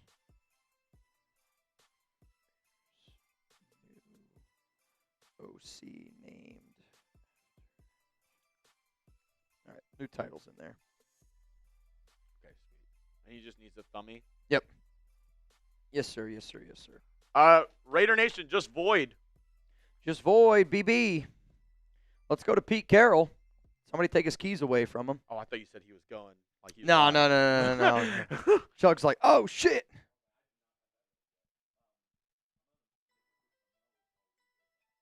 Yeah. So shout out to Mo Mott here because I don't know if Mo's watching right now. Mo, if you are, shout out to you, bro. He literally just was talking about the 2006 Raiders. So Raiders in 2006, 132 points through Week 12. Raiders in 2025, 165 points through Week 12, including an overtime touchdown. So, yes, more points. Also, though, Ashton Genty and Geno Smith and Brock Bowers, I think is better than that offense. Andrew Walter, Aaron Brooks, Jamarcus Russell. Not great, man. Not great. I'm just going to post one more thing here on Twitter, and then I will get right back into all the super chats. Mr. Bad Driver, Raiders name Chip Kelly replacement. As expected. As expected.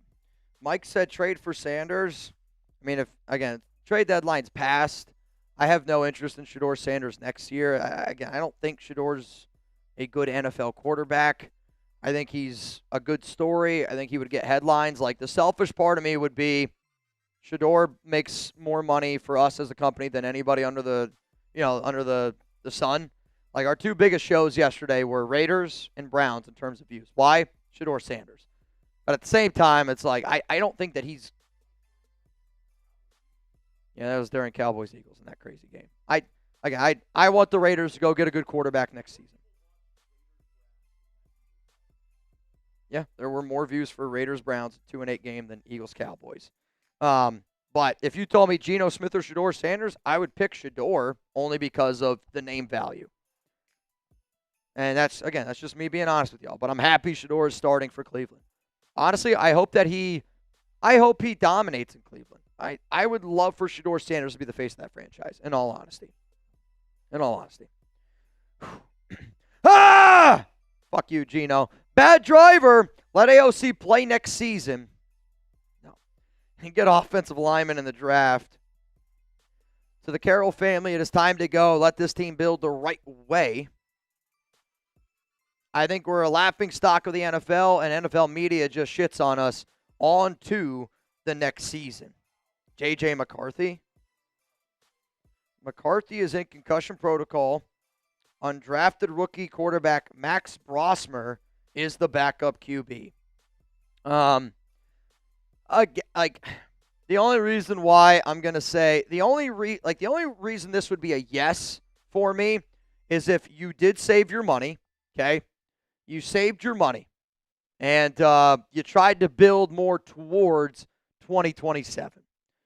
The reason why this is not going to happen is because you can't build around Aiden. Like, if you want to have Aiden be your starter, I guess, and then you draft a quarterback and have him learn behind Aiden, maybe that's the path that you're trying to do. But, again, like you go the season with Aiden O'Connell, you're hoping to win 6 games, which maybe is a good thing with this team. I don't know. But I think at this point, with the years that the Raiders fans have had to deal with, there's so many better options than Aiden. And it is the God honest truth. There's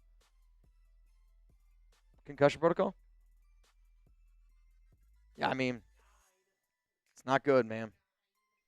It's not good. I'll say that, I have a lot of love for AOC. I don't want to have to deal with an Aiden O'Connell season. That's a tough one. What up, Mo? Hey, Mitch, here's another trivia you should add. Raiders have had 13 different head coaches since 2003. Can you name them all? No chance, dude. 13 different head coaches.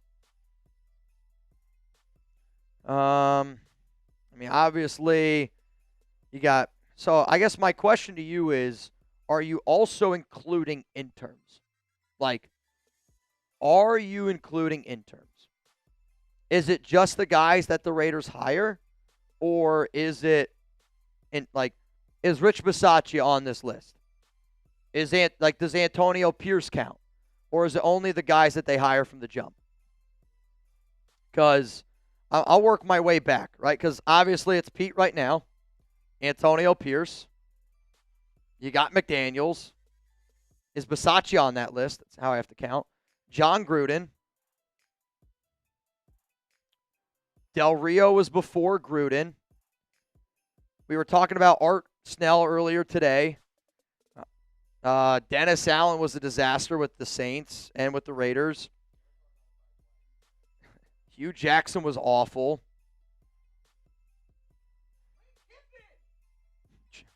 Trace just screamed Lane Kiffin. Who was the offensive line guy? Tom Cable.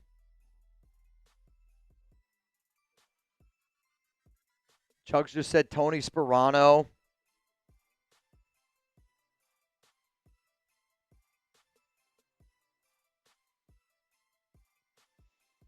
I mean, I don't know how many that is, but again, Chugs gave me a few of those, no doubt.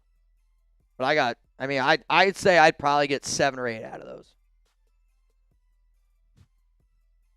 I don't know what 7 or 8 is, but oh, it's up here? Or that's 8, 9, isn't it? This is 6, 7, 8, 9. That's all right. That's on me. When I die, I want to go peacefully in my sleep, like my grandfather, not screaming like passengers in his car. Yeah,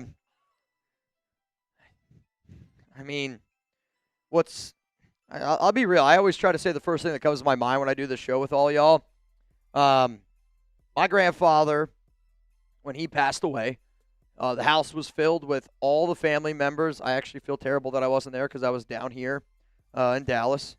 And the family always told me that the moment everybody walked out of his room, because obviously we could tell that the time was coming, and everyone was going to the house saying goodbye.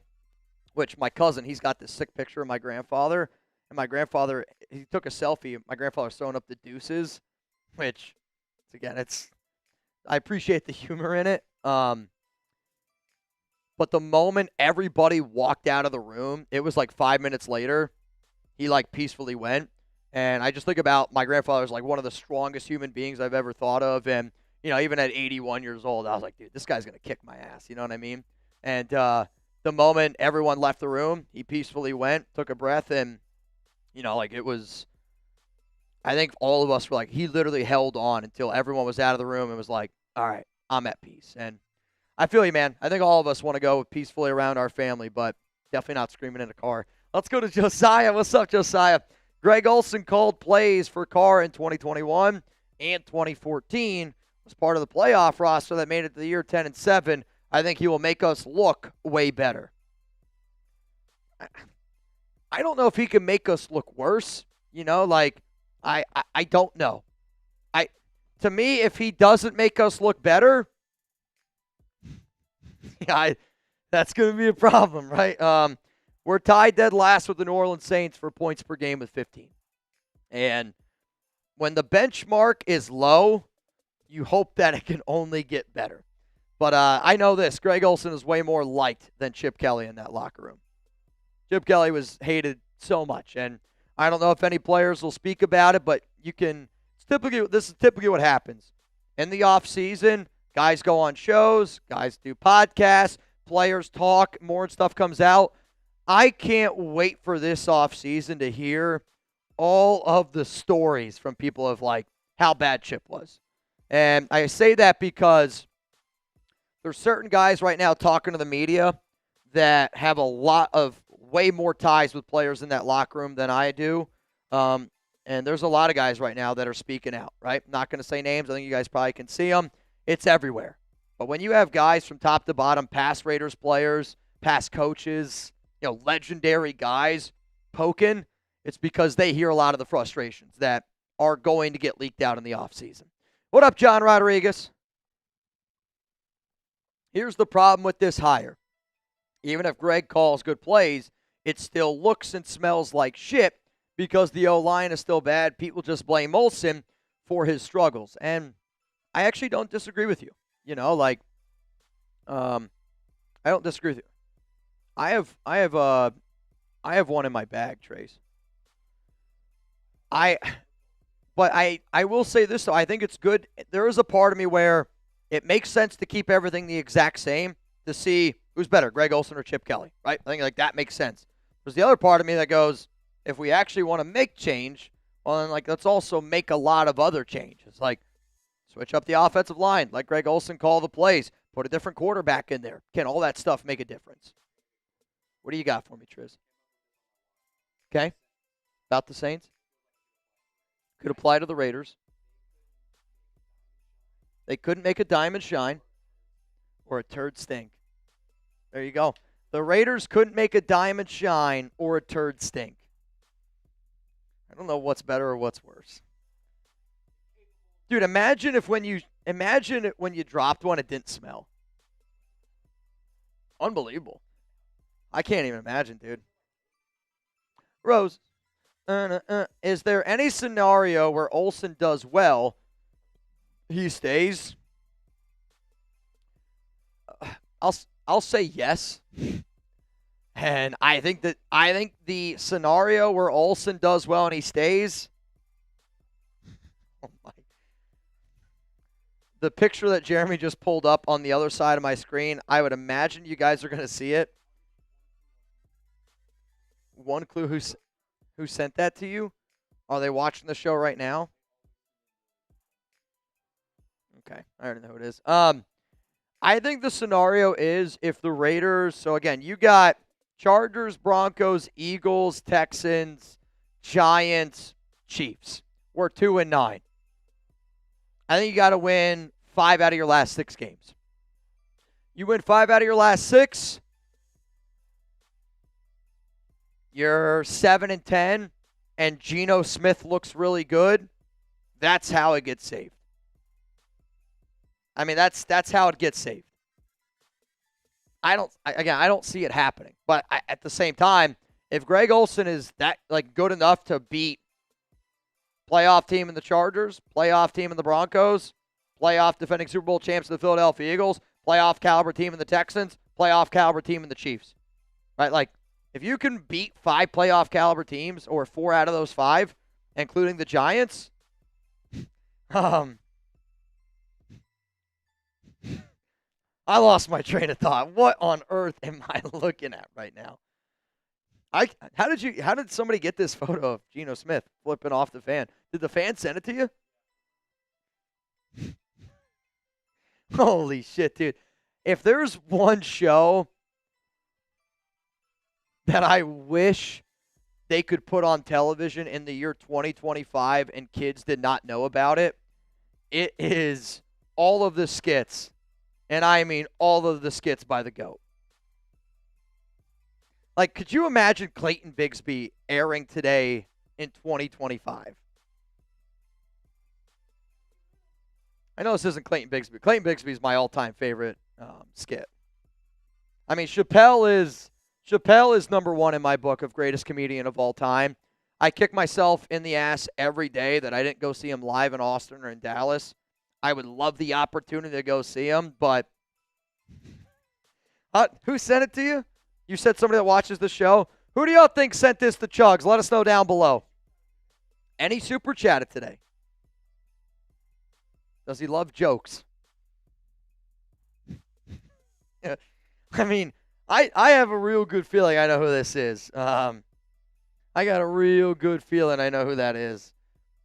Does his name rhyme with Arth Adas? Oh, Arth. Never changed, dude. Never changed, dude. I need to blame it on Geno shirt to wear to the game on Sunday.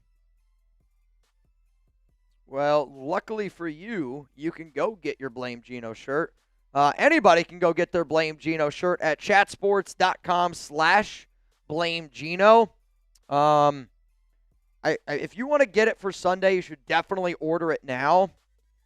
I will also say, though, I was told that we probably will do some Black Friday deals. Cyber Monday deals as well. Yes. We'll see. But Blame Geno shirts. The link's for you guys down in the comments right now. The last time that I checked, I think it was, I don't even remember how much it was. Yeah, $30. So, $30 Blame Geno shirt. I forget what sizes are there. But I will say this. We're about to change the shirt material because I had fans asking for larger sizes. So we're going to drop some of the smaller sizes. We're going to get some bigger sizes, but I got to change the texture of the shirt. Are we going? I don't do anything with the shirt, though, by the way. That's our team here. Are we going to keep seeing AOC a healthy and active, or is Pickett our true second-string quarterback? I actually don't think that he is our true second-string quarterback. I just think it's Pete Carroll showing everybody in the entire world that he cares more about Geno Smith than the Raiders, right? Like, people were chanting AOC yesterday. People aren't going to chant for Kenny Pickett. Raiders fans don't want to see Kenny Pickett. Raiders fans would rather see Aiden O'Connell and Cam Miller, and this organization knows that. So instead of standing on business and, again, actually doing what is most responsible for the team, because in that game yesterday, for them to not even consider to put in a different quarterback, I'm not surprised anymore. It is what it is. But they did it because they knew what would happen. And Pete wants the nation to rally behind Geno. It's one of the biggest reasons why they didn't go out, and it's why they didn't draft Shedeur Sanders, because we are in this exact same situation. And it's very, very, very frustrating. Also, a quick word from Joe Bang! Day drinking and F. Pete. I'm not going to say F. Pete unless he makes me say it today. But I hope when he talks to the media today, I hope when he takes the podium, I think he's going to take the podium here in about 8 minutes. It's just typically, I think, when they do it, and the fact that they named Greg Olsen the interim offensive coordinator, I do think that those conversations they already happened this morning with Greg Olsen. Bob Bicknell obviously got let go earlier this morning. So, again, they are there, and I believe Pete Carroll is going to talk to the media here in a little bit. The moment he takes that podium, we are going to go to Pete. Do not leave this channel. You're going to be able to see the press conference here, and you're going to be able to see my reaction to it live, which, again, we're going to try something out a little bit different. Joe! What'd you say? Yeah, I'll get the noti. Like, I will get the notification when Pete Carroll takes the podium. Roy, Joe, shout out to you, man. You're having a lot of fun. I'm happy you guys are having fun. I've been trying to keep you guys up to date with my own personal health. I'm trying not to drink. I'll keep you guys in the loop when I get some info. But if y'all want to keep the party rocking, y'all keep the party rocking. We got better. It's called addition by subtraction. To me, I look at the Chip Kelly firing, the Tom McMahon firing, as Pete's running out of guys to put blame on, right? Sooner or later, the blame's going to have to come back to him. And the more and more people we move on from, it's not going to help this year. This year's gone, right? This year it's a lost cause. Cut bait. Let's put a new line out there and let's try to reel one in. Lost cause. What I do think, though, and the reason why I'll say this is the more and more people go, the more and more, then we're getting closer to getting to the real head of the problem. And the real head of the problem is Pete for this organization. And I know people are going to look at Mark, and Mark ain't going to go anywhere, right? He ain't going to sell the team. Mark makes way too much money right now to sell this team, and they just keep getting more and more valuable. The best way that I could say to give any hope to any Raider fans out there, and I tweeted that out yesterday, Mark Davis doesn't have any kids. Pete Carroll's 74 years old. We're almost there. Super. Why couldn't we keep Rich after what he did for us? You don't want to keep Rich Bisaccia because, again, I forget who's the guy he was listening to at the time. I can't think of his name. He was an older gentleman. But the older gentleman that Mark was listening to at the time, he was like, you got to go out and get McDaniels. And, again, Mark has certain people in his ear. Mark listens to certain people. They wanted them to go out and get Josh McDaniels. So the players wanted Bisaccia. I think I kind of wish that they would have kept Bisaccia, but that's why, because they wanted to go out and get McDaniels because Mark wanted to, do his thing, man. Make a Mark Davis clown shirt.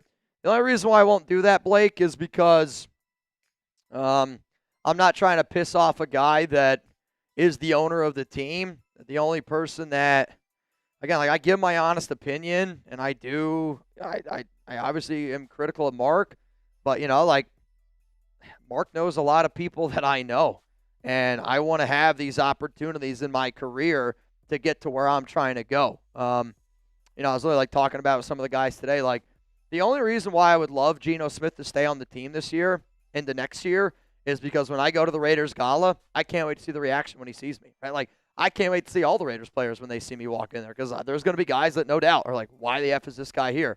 And then there's going to be a lot of players, and most of the good players, they have no problem with me because I don't feel like I talk any shit about them. And I don't even think talking shit's the right word. It's telling you how it is. And if telling you how it is rubs you the wrong way, play better football. What up, JMC? If the Raiders lose out, which pick would they get? It really just depends how the rest of the NFL season ends up shaking out. But Tennessee, they got one win. You would need Tennessee to win. Well, technically the tiebreaker is strength of schedule. I don't think it's win head-to-head. I think it's always strength of schedule. Because there was last year the Raiders beat a team, and yet they were, I think, ranked lower. All right, yeah, true. Yeah, I got to pee here soon. There is a game, though, coming. I think it's New Orleans and the Jets. Like, that's a gigantic game. Somebody's got to lose there.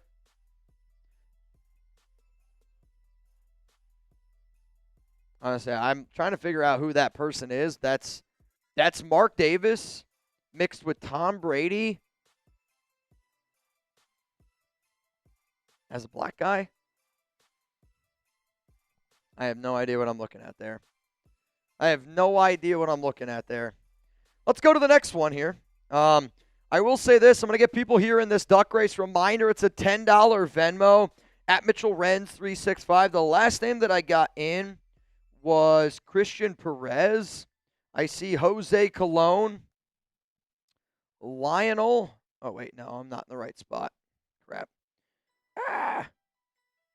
Russell Coate. Okay. Christian, I got. And then Amy and my dad are in. Wild. So right now, it's a $10 Venmo. You would go home with $105 here on today's show. I'm going to go take a quick pee because I do think that this Pete Carroll presser is going to happen here soon. So I just don't want to have to pee during the presser. So give me 60 seconds to run out real quick. And, just give me 60 seconds. Chug is going to be here holding down the fort. Holden. All right, next super chat coming in from MWD Bad Guy. Long-time fix. Hire Joe Brady. Let him draft his QB. He can design plays. Buffalo offense is good. And he had that buzz saw LSU offense. But you have to commit to 5 years. We need stability. It's funny that you said that because our Bills guy, Tyler Smith, a.k.a. Smitty, the only thing is, you ask Bills fans, they're actually not a big they're not big fans of Joe Brady right now. They're saying that he's a big part of the problem with the Bills offense and how they've been playing. Obviously, the Bills offense was awful up against the Houston Texans. I mean, hey, they put up how many points, and one of those touchdowns came off of a kick return touchdown. So I see where you're coming from. I do think there's better options, though, than Joe Brady when you look at it. And the thing about Joe Brady is he's never been the leader. He's never been the man in charge. He's been OC before with, I believe with LSU, he was I don't know if he was quarterback coach or passing game coordinator, but he hasn't been the guy before. He hasn't been the head coach. And with this Raiders organization needing leadership, needing a guy who can step in and set a culture, be somebody who, helps out this franchise get on the right track, I don't know if Brady is the guy, if Joe Brady's the guy to do that. Not a sexy pick, but I agree with who I think it was Jason Haas who said earlier, I think Mike McCarthy might be the best option to at least offer some stability. And that's what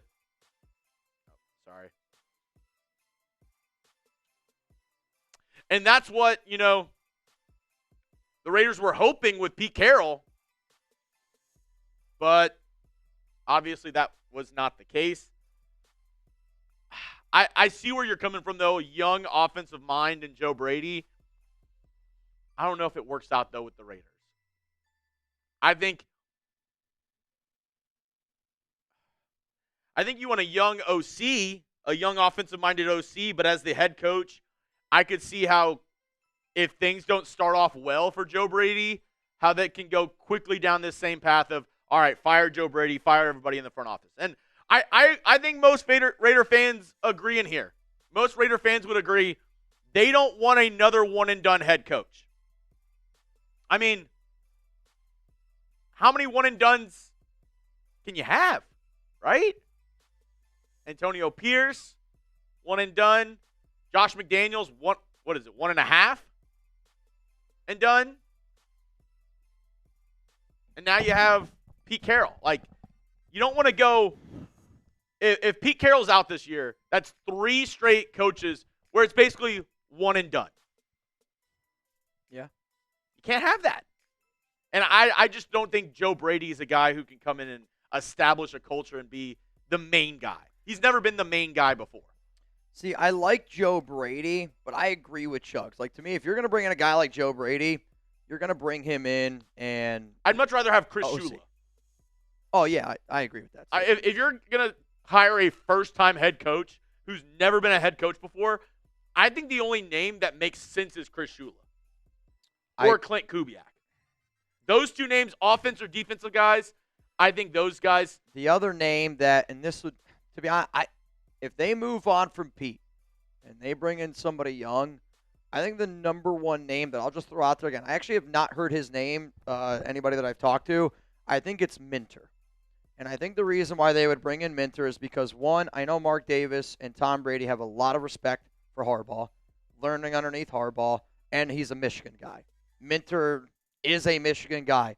Spytek's a Michigan guy. Brady's a Michigan guy.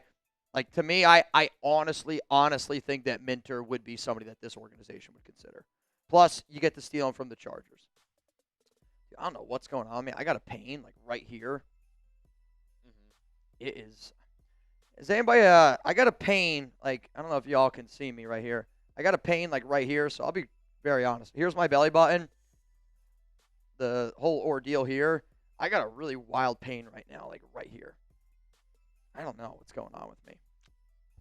Yes, Minter, the defensive coordinator right now for the Chargers. The Chargers. Though, Joe the fan, positive vibes only. Hernia. How the hell do you get a hernia? From screaming all the time? Honestly, I feel like it's Geno's fault.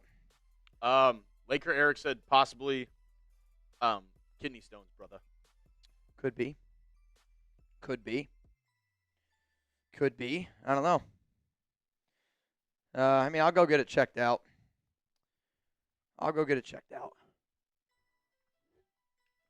Lincoln Riley, no chance. No chance. Clerk, you're right. I honestly feel like Geno did it to me. It's more of like, it's like sore. Like I'm tender. Yeah. Tendy. Little tendy. I don't think we answered this one, Mitch, if you want to take this one over. Too much missionary.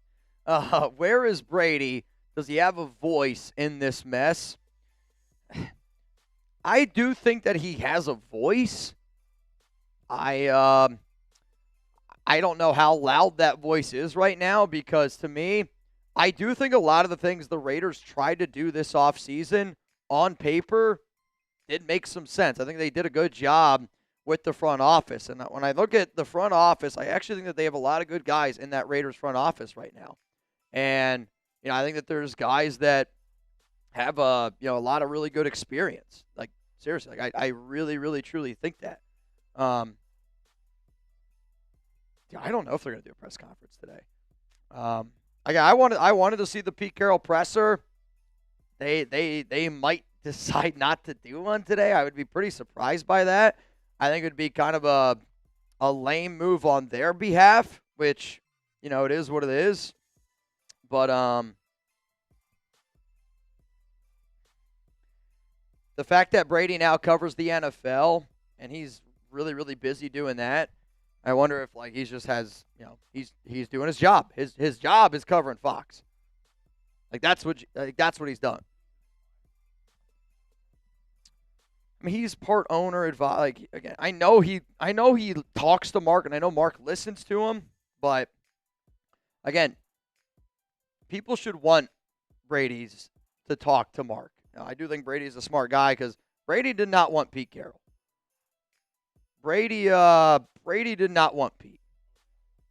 All right, so the Raiders are live right now. We are going to go over to them. How to trade, a community. Again, you do not need to leave this show here. You can stay here. You can. You don't need to leave. We're just going to get the stream pulled up here. Is very important. And then you guys are going to be able to see my reactions. As soon as the press conference is over, we will continue to talk about it. But the Pete Carroll presser is getting ready to get started right now. So we're going to send you over there as soon as Pete takes the podium. And we'll be able to break it all down for you over there. But Pete, they literally just started the presser. Pete's not up there yet.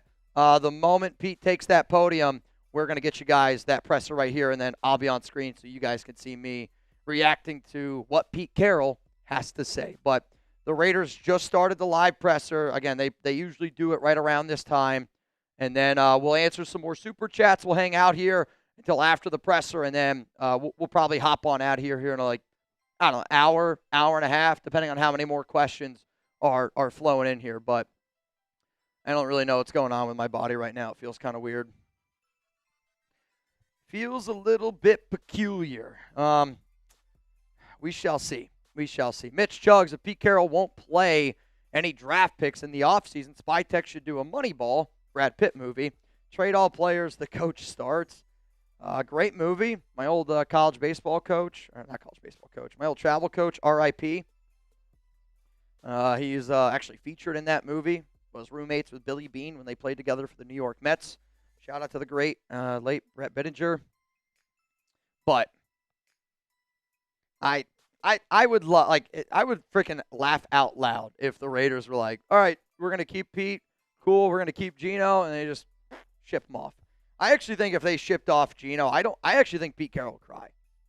I think Pete Carroll would have a breakdown. Let's go to Doug. Mitch, are you going to watch Pete Carroll presser for today? Yes. Again, you guys can stay here and watch the presser. You do not have to leave.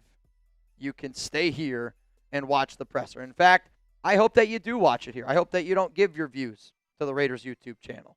And I hope that you aren't offended by me saying that, but I'm serious when I say it. Like, I hope people watch this show. You're going to be able to watch it with me. We're going to be able to react in real time. And I appreciate the fact that people watch this show, because when you watch this show, it does. It helps me out. Obviously, it helps me out. When you hit the like button, helps me out. Subscribe button, helps me out. When you answer this question right here, do you want Pete Carroll to retire? Yes or no? Helps me out. It always, always, always helps me out. What? Yikes. Do you want Pete Carroll to retire? Give me a yes. Give me a no. Let me know what y'all are thinking.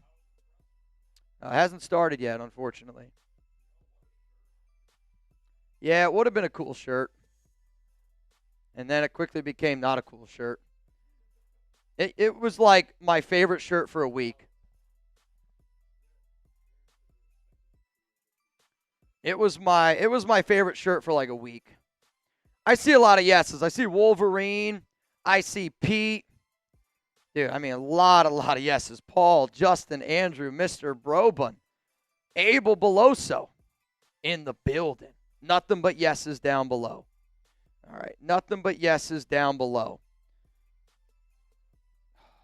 What is going on? What is happening? I want to tweet out real quick here, Chugs, the video that Reed did for me. Yeah, they're literally getting ready to.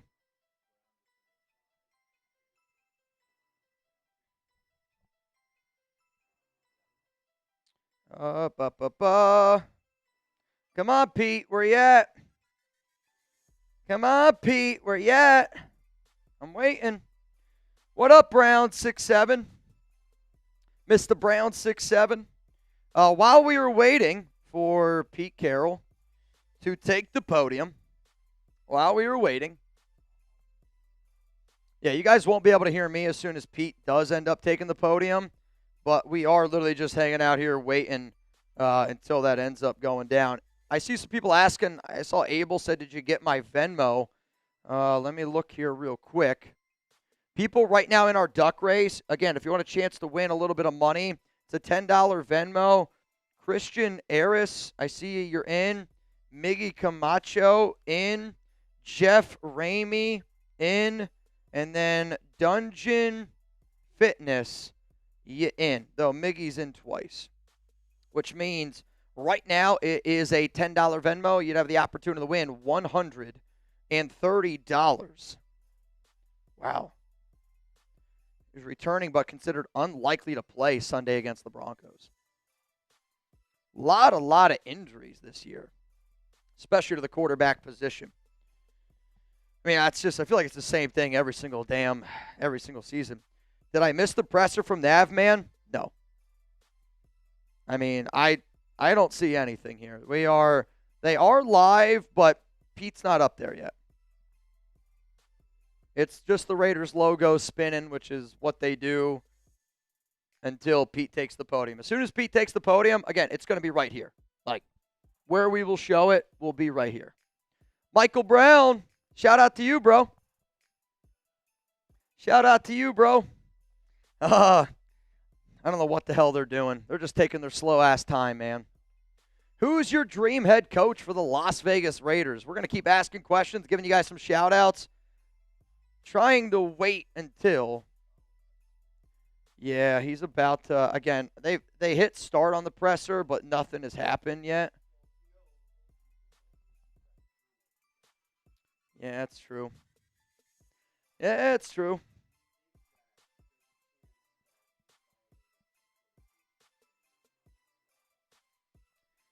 I don't know what it's going to take for the Raiders to get on track. I am so lost. It's unbelievable. Amarbra says Chris Shula. Paul Bunyan from Ryan Campbell. I like it, Paul Bunyan. Sector says Tom Flores. Rich Gannon, interesting choice. Clint Kubiak, Dream head coach, McVay. Would you trade Max Crosby for Sean McVay? I would. I know it's probably going to be a hot take here, but if you want Sean McVay, you're going to have to give up Crosby to go do it. Jesse Minter, I think, is a good option. Clint Kubiak. Saw somebody say Mike Tomlin. Appendicitis. I hope I don't have that. I hope I don't have it. Again, I just got like a pain. It's kind of like right above my right nut. TMI? I'm sorry, but it's the truth. Yeah, Pete still might be asleep. To me, I want Kubiak. I would love Minter, Shula. Those are probably my top three candidates that I would want for the Raiders to bring in. And then, I think Brian Flores has got to be a name out there. I've already done an entire show about head coach replacements for Pete Carroll in the year of 2026. So,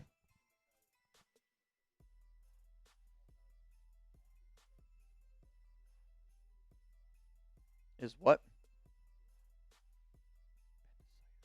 That's not good. Hey, boy. I don't know. It's only on my right side. Hernia pain. I've seen people, again, I do lift weights.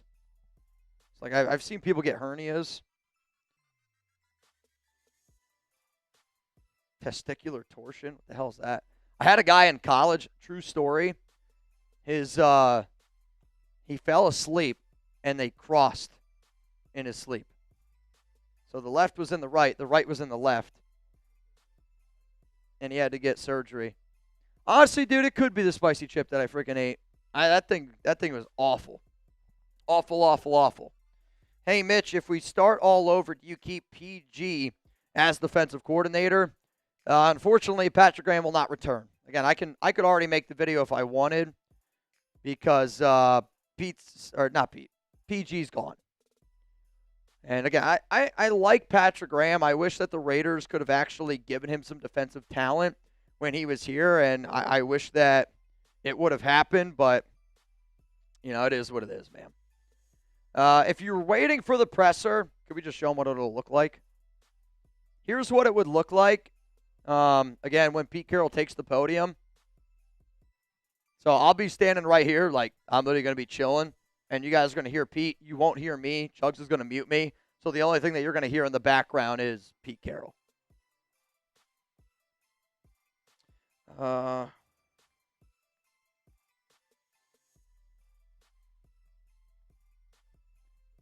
What do you got for me?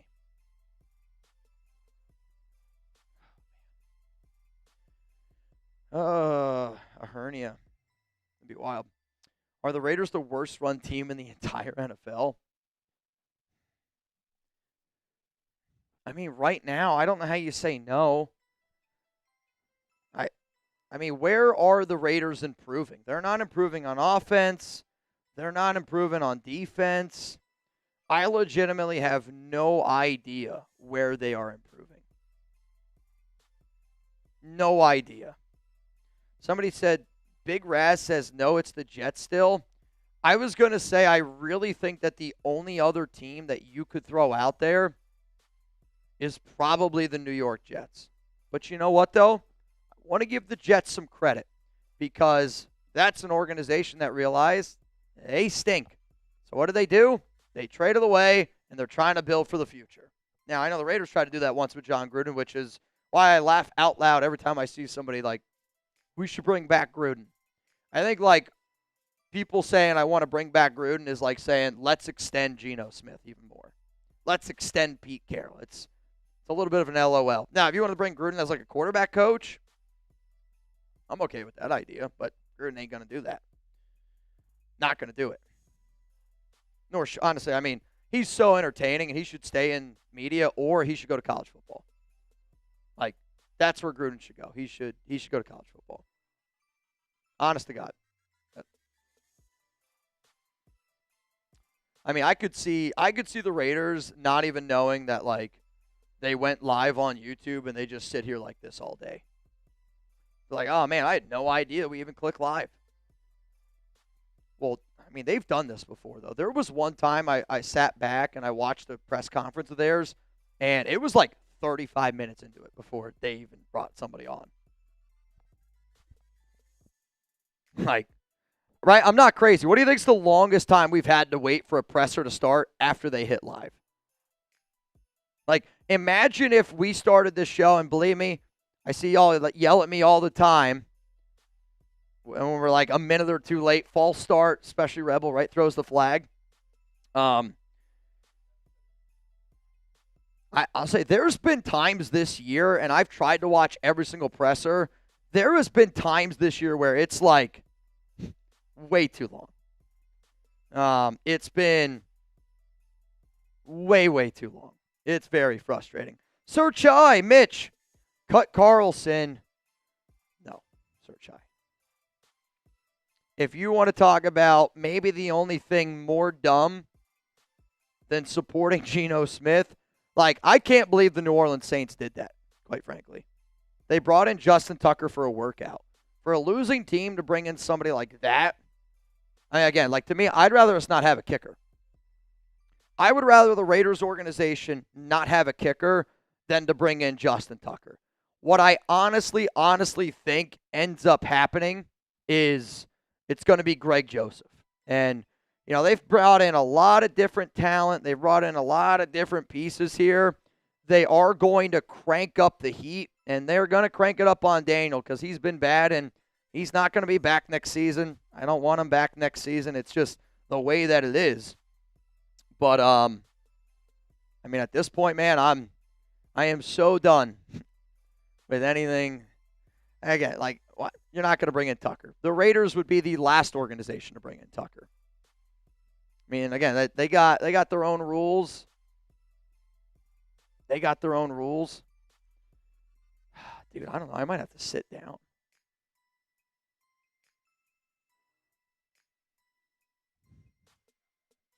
It's only getting worse.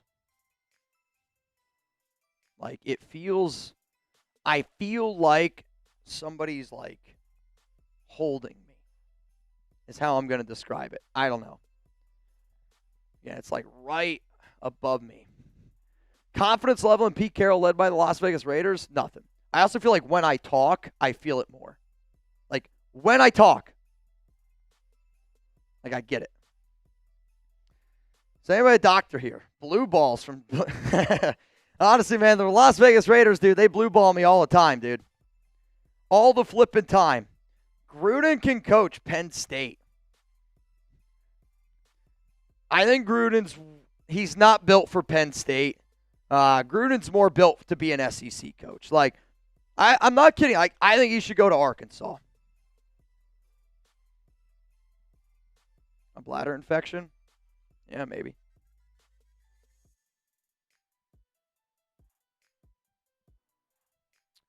Take ibuprofen. Ah, man. That looks like appendix. All right. I will get it checked out. Again, I told y'all like the other day that I had a doctor's appointment, and they were like, oh, we just got to get a few things checked out here and there. So I will do it. Does it hurt when you pee? No. Gruden built that 2021 playoff squad from dust. See, I hate when people say this, okay? And I hate when people say like anything again about bringing back John Gruden, because John Gruden was always good in the beginning of the year. Every year, he was good in the beginning of the year. Stats prove it. John Gruden has the second worst winning percentage out of any head coach in the National Football history in December and in January. The only guy worse technically is Herm Edwards. And I think it's just such an easy cop-out for people to like, oh, they were going in the right direction. Or were they just going to end up being the exact same team that they were every single year, right? Like, they fell apart every single year at the end of the year. Why? Because people would figure out John Gruden. He's too vanilla. He's super entertaining. He is very, very entertaining. But, like, he failed offseason, trades, draft, free agency. All I ask is we got to stop saying bring back Gruden. It makes no sense. Pull the bleak muscle. That's what I'm hoping for, senior. That's what I'm hoping for. Gruden, the Notre Dame. No, they already got what's his name. He's extended there. Again, Gruden's not a Notre Dame guy. Like, Gruden needs to go to the SEC. I actually think Arkansas would be a perfect fit for John Gruden. Like, seriously, like I really, really do. It's an SEC school. I think he would fit with the fan base really well. He's rowdy. You kidding me? You're telling me nobody in that fucking press conference asked the question about Geno Smith? Either they're saying that you're not allowed to do it, or every single person that covers that team, go the fuck somewhere else. I mean, that is so infuriating. Pete Carroll, it sounds like you want us to boo you louder. You're talking about leaders being Geno Smith and freaking Max Crosby. Are leaders of the Raiders flipping off Raiders fans when they walk off the field? Dude, what the hell, man? I am sorry. That is infuriating. Everybody at that Raiders press conference should be ashamed of themselves. Should be ashamed of themselves. I can't even believe it, man. Not a single question about Geno Smith. Not a single question.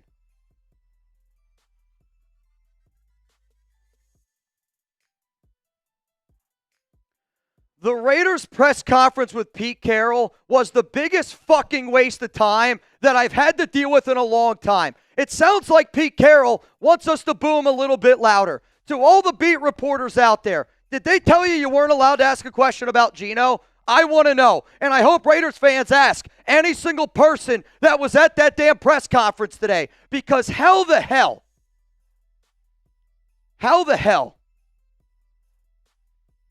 did not a single question get asked about Geno Smith? I am frustrated. I am upset. I am disgusted. I can't even come up with words. How is Geno Smith not asked about in that press conference? Are you telling me, Pete, you're okay with your quarterback saying F you and flipping off birds to fans? If that's the case, get the F out of here. Fire Pete Carroll. I can't even fathom. No. Guys, I'm not going to lie to y'all. I got to get out of here. I just felt something in my stomach. So I am going to get ready to sign off here in a little bit. Chugs is going to roll through some stuff. I'm going to take over. We're going to read through the rest of the Super Chats. If y'all want to ask more questions, if y'all want more dialogue, I'll be here until the Super Chats stop flowing. But Mitch keeps on grabbing his stomach, so I told him to go ahead and hop on out of here. So I'm going to finish the live for y'all. I'm going to roll through the rest of the Super Chats. And yeah, I'll stay here as long as y'all want to ask the questions. If you have something to say, give me your one-word reaction to that Pete Carroll press conference. I would say sad. Sad would be my one-word reaction to that Pete Carroll press conference because, I mean, come on, dude. He looked sad. The questions that they asked, sad. The responses, I mean, he legit told Raider Nation, oh, that booing, I heard way worse in New England. He was bragging that the booing wasn't as loud as he's heard before. That is just, it's just ridiculous. All right, Dustin Iron, Gruden built that 2021 playoff squad. Yeah, I mean, I would say, Gruden had his ups and downs for sure. 100% he had his ups and downs. And when you look at the coaches that have come after him, yeah, I don't blame Raider Nation for wanting Gruden rather than Josh McDaniels, rather than Antonio Pierce, rather than Pete Carroll. So I get it. I get the fact that Gruden was better than all those guys. And it sucks because I did think, even though it wasn't really the Raiders' choice to move on from Gruden, I did think that they did have a, option to maybe improve at the head coaching spot. I didn't think Gruden was the best coach in the NFL, even whenever he was, out. But, man, it is dark times for the Las Vegas Raiders. Kevin Baker, Mitch, been quiet since wife's MS diagnosis, but watch you daily. Appreciate you and the crew for the long hours and getting us through the tough times. Hey, I appreciate you, Kevin Baker. Like Mitch said, he was in the office until probably like 1 or 2 a.m. last night. Me and him got in really early this morning to try to get everything ready and have everything prepared for that shit show of a press conference by Pete Carroll. So we appreciate the support. We always say if it wasn't for y'all, we'd just be screaming into the void, screaming into a camera. So really do appreciate the nation showing up as always. Santana, Mitch, he's heading out right now, so he's going to – okay. We are going to run the duck race at the you know what? I'll go ahead and run the duck race right now because we do have all the names in. So I'll go ahead and run the duck race right now. Copy to GX3. There we go. I'll go ahead and run the duck race, and we'll get all of that situated because I still do want to make sure that we are able to run the duck race, and whoever wins, I'll let Mitch know, and he'll go ahead and send you that Venmo. So you just get the duck race up for y'all. But no, for real, I appreciate everybody rocking and rolling with us. Everybody's showing up, and I know it's been a tough season, guys. I know it's been not even a season. A season is saying it lightly. It's been a tough five years, realistically. Hopefully brighter days are on the horizon, man. All right, I'm gonna put in all the names for the duck race.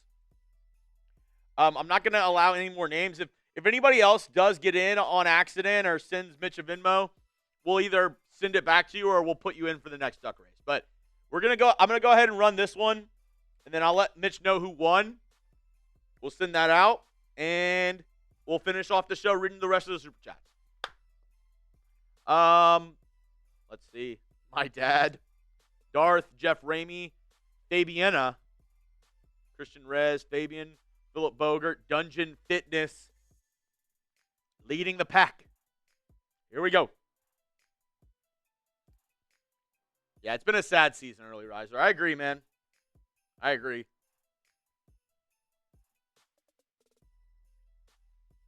Do not blame Geno. Don't do it.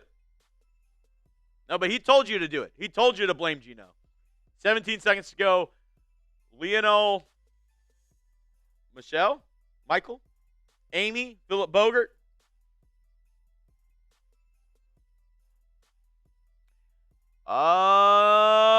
Looks like it's gonna be Jonathan Green. All right, I'll message Mitch that you are the winner chicken dinner. Jonathan Green.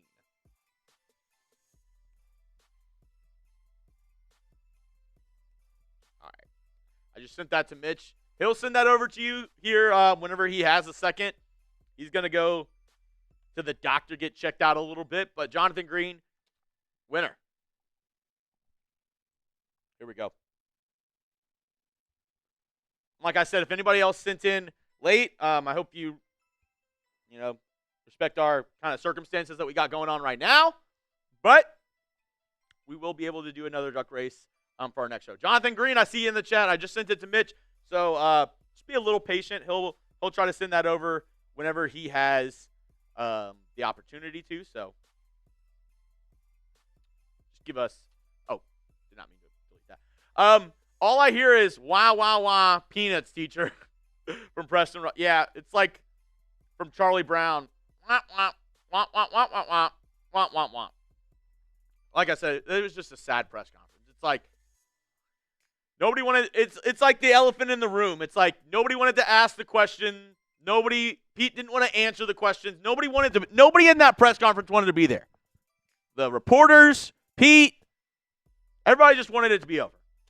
Dustin Iron, Geno plays like shit and flips off the fans, but the young Geno guys have to earn it in practice. How has Geno shown that he's earned it? Very fair question, Dust. Very fair question. Blake, do not know. Mitch is going to go get checked out. And then Doug, the press conference was legit, just mumbling nonsense. Another wasted year. Sell the team, Mark. I agree, man. Maybe not on. I don't know about the sell the team because you never know who's going to come in and buy if they do sell. But yeah, man. Yeah. All right. Well, that's the last super chat we have on today's show. Like I said, I made the call to go ahead and finish the show for Mitch so he could get out of here. But make sure you hit that sub button. 365 days a year, all year long. We got you covered here on the Raiders Report. Whether it's me, whether it's Mitch, you're going to get a video every single day, and we got you covered. Weekly live shows here on the channel. And we always say when it does happen, when the Raiders finally do have a winning team, it's going to be so sweet, man. It is going to be so effing sweet. From me, Mitch, and the Chat Sports crew, we appreciate y'all rocking with us here on a Monday morning. That's all I got for you. So stay tuned. Make sure you subscribe, turn on your notifications, and make sure you're always tuned in with what's going on. I know it's been a shit show on the field. I know it's been tough, but we will persevere, and there are brighter days ahead. It's always its darkest before the dawn, and hopefully this is as dark as it gets.